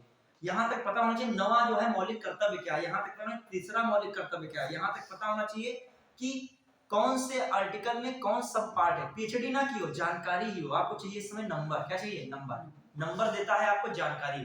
अब मान लीजिए 20 का 1 आ गया, 20 का 2 पूछ लिया गया, तो तुमको 20 तो पता था और 20 के अंदर में कंफ्यूज हो रहे थे, वही चीज वहां फंस रही है। क्या कहता है? 21 है, 21 का 2 है, 20 का 1 एक पार्ट है, 2 पार्ट है, और कौन है? 3 पार्ट। 1 क्या कहता था? वर्तमान कानून के अनुसार सजा, ठीक है। फिर 2 क्या कहता था? दोहरी सजा पर रोक। और 3 क्या कह रहा था? जो है स्वयं के विरुद्ध गवाही के लिए बाध्य नहीं कह सकता। ये सब क्या है? 20 है। और 20 अब मैं कह रहा हूं 22 क्या है? सामान्य गिरफ्तारी, मतलब गिरफ्तारी के संबंध में संरक्षण। सामान्य गिरफ्तारी होगी, कौन होगी? निवारण निरोध वाली गिरफ्तारी। निवारण निरोध में क्या व्यवस्था की गई थी? बिना मुकदमा चलाए कब तक कितने दिन तक रेस्ट कर सकते हो? ये क्वेश्चन आ सकता है। एक मिनट से देख रहा तो उसमें लिखा था 90 दिन, तो घबराइए नहीं, 3 महीनों में क्या कहते हो? 90 दिन। ये क्वेश्चन आ रहा है इसमें, ठीक है। ये पूछ लेगा 90 दिन की हिरासत में बिना मुकदमे के रखना किस जो है आर्टिकल में है? बताइए फटाक से, फोकस कीजिए अपने उस पे। हाँ 22 का 2 में ही है, समझिए। वो उसमें आ रहा है निवारण निरोध की बात कर रहा है। किसकी बात कर रहा है? निवारण निरोध। अब ऐसे सब पार्ट फिर पूछ रहा है, ऐसे 9 लिख रहा है, एससी एसटी ओबीसी को सरकारी और निजी शैक्षणिक संस्थाओं में, वहां स्टेटमेंट में लिखा एससी एसटी ओबीसी को सरकारी, केवल सरकारी शैक्षणिक संस्थाओं में प्रवेश हेतु आरक्षण की व्यवस्था की गई। लाइन सही है? गलत है। क्यों? मैंने बोल दिया इसमें केवल सरकारी शैक्षणिक संस्थाओं, यहाँ पर क्या होना चाहिए था? और दूसरा स्टेटमेंट क्या दिया? दूसरा स्टेटमेंट सुनेगा, SC ST OBC को सरकारी एवं निजी शैक्षणिक जो निजी सरकारी नियोजन में, या देखिए सुनिएगा, फिर मैं उल्टा घुमा रहा हूँ स्टूडेंट्स को। मैं कह रहा हूँ SC ST OBC को निजी एवं सरकारी उपक्रमों में आरक्षण की व्यवस्था की गई है। अब मैंने वहां पे क्या बोल दिया, निजी बोल दिया, सरकारी का क्या बोल दिया, निजी। वहां पर केवल क्या बोला था मैंने, सरकारी, वहां दोनों होने चाहिए थे। यहाँ पर क्या है, मतलब आपको ऐसे धार टाइप में पढ़ना है, समझ पाए बात को। देखो सिंपल कहा गया SC ST OBC को आरक्षण सरकारी शैक्षिक संस्थाओं में मिलेगा, आर्टिकल 15 का 5। EWS को शैक्षिक संस्थाओं में आरक्षण मिलेगा, आर्टिकल 15 का 6। उसके लिए भी सरकारी निजी दोनों शैक्षिक संस्थान है। लेकिन जो गवर्नमेंट जॉब की बात आ रही है तो उसमें किसी गवर्नमेंट जॉब का कह रहा हूं, सरकारी नियोजन, उसमें मिलेगा आरक्षण SC ST OBC किसको 16 का 5, 16 का 6 क्या है, EWS को आरक्षण मिलेगा गवर्नमेंट जॉब्स में 16 का 6। फिर आइए मैं स्टेटमेंट और पूछ रहा हूं, मैं पूछ रहा हूं धार्मिक शिक्षा को बढ़ावा देने के संबंध में, धार्मिक शिक्षा को बढ़ावा देने के संबंध में सरकारी शैक्षणिक संस्थाओं में धार्मिक शिक्षा दी जा सकती है। देखो मैं सेंटेंस बनाया मैंने, धार्मिक शिक्षा को बढ़ावा देने के संबंध में सरकारी शैक्षणिक संस्थाओं में धार्मिक शिक्षा दी जाती है, ये गलत। फिर धार्मिक शिक्षा को बढ़ावा देने के उद्देश्य से निजी संस्थाओं में धार्मिक शिक्षा दी जा सकती है, निजी जो है संस्थाओं में धार्मिक शिक्षा। फिर मैंने कहा कि अल्पसंख्यकों के, पहला स्टेटमेंट दिया, अल्पसंख्यकों भाषा लिपि और उनकी संस्कृति का संरक्षण आर्टिकल 29 में किया गया है, ठीक है। फिर मैंने लिखा कि अल्पसंख्यकों को आर्टिकल 29 के तहत परिभाषित किया गया है। दोनों सेंटेंस सही है कि नहीं? ये पहली लाइन सही है बच्चों, दूसरी लाइन क्या है, गलत है। प्रीवियस ईयर क्वेश्चन में आ चुका है कि उसकी परिभाषा, वो कह रहा है ऊपर अल्पसंख्यक कह रहा है, दूसरा अल्पसंख्यक नहीं है, ठीक बच्चों। अब आइए दूसरी बात, देखो बच्चों नए हैं, आज हमारा चूंकि अंतिम क्लास इस वाले उसमें रहा सत्र में, तो मैं बहुत ज्यादा अब वो है पूरा एक से जो हम पढ़ाएं 12-13 से लेके आपके कितने तक आर्टिकल है, 12 से आर्टिकल लगा के पढ़ाएं कितने तक, आपके 35 तक। मूल अधिकार इतना पढ़ने का समय नहीं, मैं हर एक क्षेत्र से आपको कुछ क्लू करा रहा हूँ कैसे कैसे चीजें पूछी जा सकती हैं, आपको वो चीजों पे रिवाइज करना है। फिर आइए मूल उस पे हम आगे डीपीएसपी पे, किस पे आ गए, आपसे मूल अधिकार की 2-3 चीजें हमने पूछ ली। फिर एक दो और पूछ रहा हूँ, सिक्कों द्वारा कृपाण धारण करना किस आर्टिकल के अंतर्गत आएगा? हाँ अभी आपसे बहुत क्वेश्चन पूछ सकते हैं, कम से कम 20-30 क्वेश्चन पूछ लूंगा। कौन है? 25। अच्छा, किसी व्यक्ति द्वारा जबरन धर्म परिवर्तन कराया जाता है, यह संविधान के आर्टिकल 25 के अनुसार सही है? जबरन धर्म परिवर्तन नहीं, उसमें क्या बात की गई है, अंतःकरण से, ठीक। धार्मिक कर में छूट मिलेगी, धार्मिक कार्यों में कर में छूट रहेगी, किस आर्टिकल के तहत है? किसके तहत? 27 कोई बात नहीं, मन में तुम्हारे 27 है, मुंह से निकला 22, कभी कभी ऐसी स्थिति आ जाती है, लेकिन ऐसी स्थिति इंटरव्यू वगैरह में ना आए और कोई बड़े व्यक्ति के समय कुछ बोलने में भी ना आए, क्योंकि वो तुम्हारी बात को समझेगा नहीं, ठीक है। चलिए हाँ बच्चों आइए, आप तुमने डीपीएसपी से कुछ चीजें डीपीएसपी से पूछ लेता हूँ। आपका आर्टिकल कौन था, जल्दी से मुझे, किस आर्टिकल से किस आर्टिकल डीपीएसपी चल रहे थे? 36 से 51। मैं कुछ पूछ लेता हूँ। जो बात की गई है समाजवाद की, खासकर उसमें समाजवाद में कॉन्सेप्ट की बात की गई है, जो धन है, उत्पादन है, इसके संकेंद्रण को रोकना, ये किस आर्टिकल में है? समझ रहे हैं, इसमें बड़ी बात है। समाजवाद का मतलब क्या, सबके बीच बराबरी लाना, और जो उत्पादन है, प्रोडक्शन है, धन है, उसको क्या किया, सबके बीच में डिस्ट्रीब्यूट करना। देखिए जो वहां पर 38 में कल्याणकारी राज्य की स्थापना की बात हो रही है, और कल्याणकारी राज्य कब बनेगा, वेलफेयर, सामाजिक न्याय, राजनीतिक न्याय और आर्थिक न्याय से, वो तो 38 हो जाएगा। 39 में उसमें बात की गई है, जानते याद रखिएगा, 39 में बात की गई है, जितनी भी समाजवादी वाली बात है, खासकर कौन कौन बातें हैं, एक मिनट रुक जाइएगा, हाँ याद है, हाँ बस, हाँ ठीक है, एक मिनट रुक जाइएगा बस, हाँ अभी हमारी क्लास ऑफ होने वाली है, बस 5 मिनट मैनेज कर लीजिएगा। हाँ देखिए मैं बताना चाह रहा हूँ, जल्दी से देखिए, 39 वाला बहुत इंपॉर्टेंट आर्टिकल है। इसमें क्या है, जो धन है, उत्पादन, इसके संकेंद्रण को रोकना, सरकार या राज्य क्या करेगी, जीविका के संसाधन आपको उपलब्ध कराएगी, और जो भी भौतिक संसाधन है उनको भी सम वितरण करना, सभी के हित में वितरण करना, ये सब किसमें आर्टिकल है, 39। और बच्चे जनरली याद रखते हैं 39 का ए कौन सा, 39 का ए क्या कहता है, बहुत फेमस है, निःशुल्क एवं गरीबों के लिए जो है विधिक सहायता, कौन सा आर्टिकल है, और जो है महिला एवं पुरुषों के लिए समान कार्य के लिए समान वेतन किस आर्टिकल में है? 39 का डी। तो आप 39A 39D याद रखो। एक चीज और, लेकिन ये सब याद रखते हैं, लेकिन आपका फंसता क्वेश्चन कहां पे जाके है? क्वेश्चन कहां फंस रहा बच्चा बताइए? क्वेश्चन फंसता संकेंद्रण वाले पे, उसको जल्दी पढ़ना नहीं है, वो मैं पूछ रहा था आपसे, ठीक है। आइए 42 पंचायत वाला है, बताइए पंचायत वाला कॉन्सेप्ट कौन सी विचारधारा पे? 3 भागों में बांटा था मैंने, गांधीवादी, बौद्धिक उदारवादी और समाजवादी, 3 के आधार पे है। हाँ 39 किस पे था? किस विचारधारा पे था? कौन? समाजवादी पे था, ठीक है। अब ये बांट लीजिएगा, अभी क्वेश्चन आया है, आर्टिकल दे देगा, कहेगा इनमें से कौन सा जो है बौद्धिक है, समाजवादी। मेरी कॉपी में देख लीजिएगा, लिखा है इस पे सर, इस पे क्वेश्चन आया है। 4 लिख देगा डीपीएसपी, कहेगा कौन इसमें किस टाइप पर है। ये यूनिफॉर्म सिविल कोड मुद्दे में बहुत रहता है, वो किस आर्टिकल 44 में है, और 44 वो किस में जाता है? उदार बौद्धिकवादी में। समाजवादी से क्या मतलब है? वो समान नागरिक संहिता, सभी के लिए क्या हो, एक कानून हो। ये आपकी बौद्धिकवादी चीज है, उदार बौद्धिकवादी। यहाँ समाजवादी वाला कॉन्सेप्ट नहीं सिखा छिपा है। समाजवादी वाला 38 है, सभी का कल्याण हो। 39 है, कल्याण होना चाहिए। फिर समाजवादी में 41 हो सकता है, काम का अधिकार है। ये सब 41 में हो सकते हैं, ठीक है। तो मतलब कहने का मतलब एक बार ये है, डीपीएसपी में कायदे से पढ़िएगा। चलिए अब मौलिक कर्तव्य भी आ गए हम लोग, थोड़ा सा एक के लिए 51 में है। अब मौलिक कर्तव्य पूछ रहा हूँ, नवा मौलिक कर्तव्य बच्चे कौन सा है? क्वेश्चन आया छत्तीसगढ़ पीसीएस में, नंबरिंग करके पूछ रहा है, समझ रहे हो क्या पूछ रहा है? वही जो नंबरिंग, और मेंस तो लिखोगे कि मेंस नहीं लिखने का इरादा है, मेंस लिखोगे तो आपको मौलिक कर्तव्य पूरे लिखने पड़ेंगे कि नहीं लिखने पड़ेंगे 11 के 11, कि वहां बताओगे बस मौलिक कर्तव्य ये होता है, हमारा कर्तव्य होता है, जो मन में कर्तव्य याद आ गया वो लिख दिए, फिर याद आया फिर लिख दिए, फिर 10वां याद आया पहले में लिखे बैठे हो। ये थोड़ी हुआ 10 के 11 मौलिक कर्तव्य याद होने चाहिए। मैं पूछूं नवा मौलिक बच्चे कर्तव्य क्या है? सार्वजनिक, ये बहुत इंपॉर्टेंट, तभी मैं पूछ रहा हूँ। सार्वजनिक संपत्ति की रक्षा करना, हिंसा से दूर रहना, ये जरूरत है, ये जरूरत इसलिए पूछे रखते हैं। फिर मैं कह रहा हूँ 10वां मौलिक कर्तव्य क्या है? व्यक्तिगत एवं सामूहिक गतिविधियों में उत्कृष्टता को निरंतर आगे बढ़ते रहने का प्रयास करना, जिससे देश नई ऊंचाइयों को छू ले। फिर मानववाद, ज्ञान दृष्टिकोण, जो आपका मानववाद है, वैज्ञानिक दृष्टिकोण है, ज्ञानार्जन है, हमेशा सुधार की भावना करना, ये सब किसमें बताया गया? किस आर्टिकल को, किस वो है मौलिक कर्तव्य नंबर 8वां है, कौन है 8वां। तो आप कुल मिला के, मेरा मतलब कहने का, मौलिक कर्तव्य को आप जैसे सब पढ़ते वैसे मत पढ़ेगा, मेरे अकॉर्डिंग पढ़ेगा। 1 से लगा के आपको 11 तक मौलिक कर्तव्य को चाप के रखना, एकदम 5वां पूछ ले, 4था पूछ ले, 13 पूछ ले, 11 पूछ ले, आपको तो क्लियर होना चाहिए, क्रिस्टल क्लियर। ये मैं कह रहा हूँ 1 से लगा के 51 ए आर्टिकल तक, तो इसको हल्के मत लीजिएगा, गारंटी ले रहा हूँ 2-3 क्वेश्चन तो कम से कम अधिकतम 5 तक पूछ लेता है, पीसीएस तो 5 तक पूछता है, और ये सब 2-3। अब भाई जितना भी आपने फाइनेंस वाला पढ़ा था, एक बार मुझे रिवाइज कर लीजिए, आपने जितना भी पढ़ा था अभी उस पे चर्चा चल रही थी, एक बार उसको रिवाइज कर दीजिए।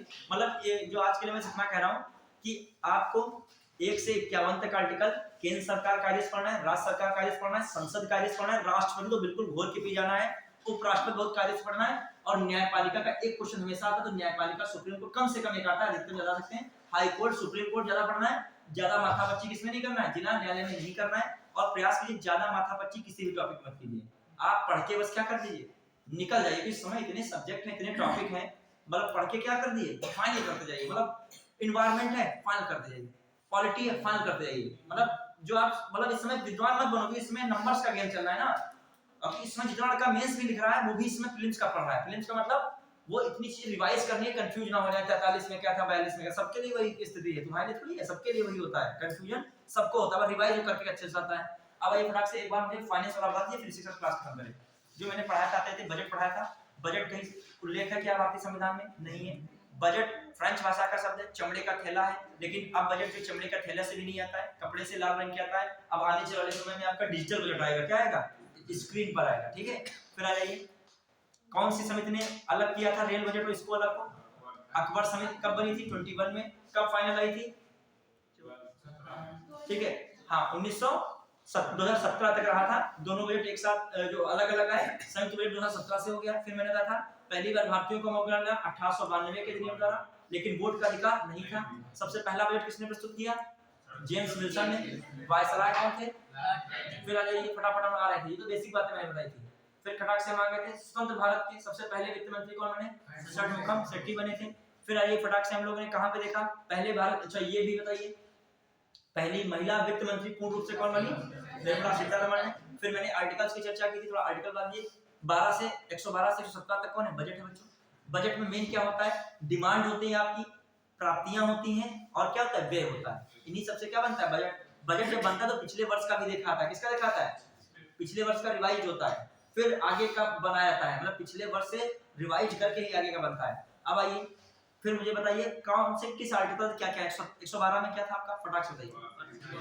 113 में क्या था? ठीक है, अनुदानों की मांग पर वो। फिर 114 क्या है? विनियोग। 115 क्या है? पूरक वाला जो भी चला था। फिर 116 क्या है? क्या है आपका? लेखानुदान। फिर 117 क्या है? 117 वित्त विधेयक। ठीक है, याद रखिएगा। अब आइए फटाक से, बजट की प्रक्रिया क्या है? बजट पहले क्या होगा? प्रस्तुत, फिर बहस, फिर जांच। विभागीय समितियां कितनी हैं? विभाग इससे भी ज्यादा, लेकिन 24 विभाग हैं। प्रत्येक समिति में कितने सदस्य हैं? कितनी बटी हुई हैं? 16 और 8। जहां मैंने विभागीय समिति के तुरंत तुम्हारी समितियों पे दिमाग चला जाना चाहिए। तुमसे मैं अभी पूछ लूं प्राक्कलन समिति में कितने सदस्य कितने हैं? 30। प्राक्कलन समिति में कितने हैं? 30। और लोकसभा के कितने? सभी के सभी किसके हैं? लोकसभा के हैं। याद रखेगा। मैं पूछ लूं लोक लेखा समिति में कितने सदस्य थे? 22। 15 लोकसभा, 7 राज्यसभा। तुरंत तुम्हारे दिमाग में सारी समिति आनी चाहिए। मैं पूछ रहा हूँ जैसे समितियों और खासकर लोक लेखा समिति और प्राक्कलन समिति तो कोई कीमत पे भूल ही नहीं सकते हो। ठीक है, इनका कार्यकाल मैंने सब बताया, चुनाव, योग्यता, सब मैंने इसकी चर्चा की थी जब पढ़ाया था कार्य से। कब कौन सिफारिश पे प्राक्कलन समिति बनी थी, कौन सिफारिश पे कौन बनी थी? लोक लेखा, सारी चीजें दिखाई थी। आइए फटाक से फिर उसके बाद स्टेप बताइए। सबसे पहले बजट प्रस्तुत, भाषण, फिर क्या हो रहा है? बहस।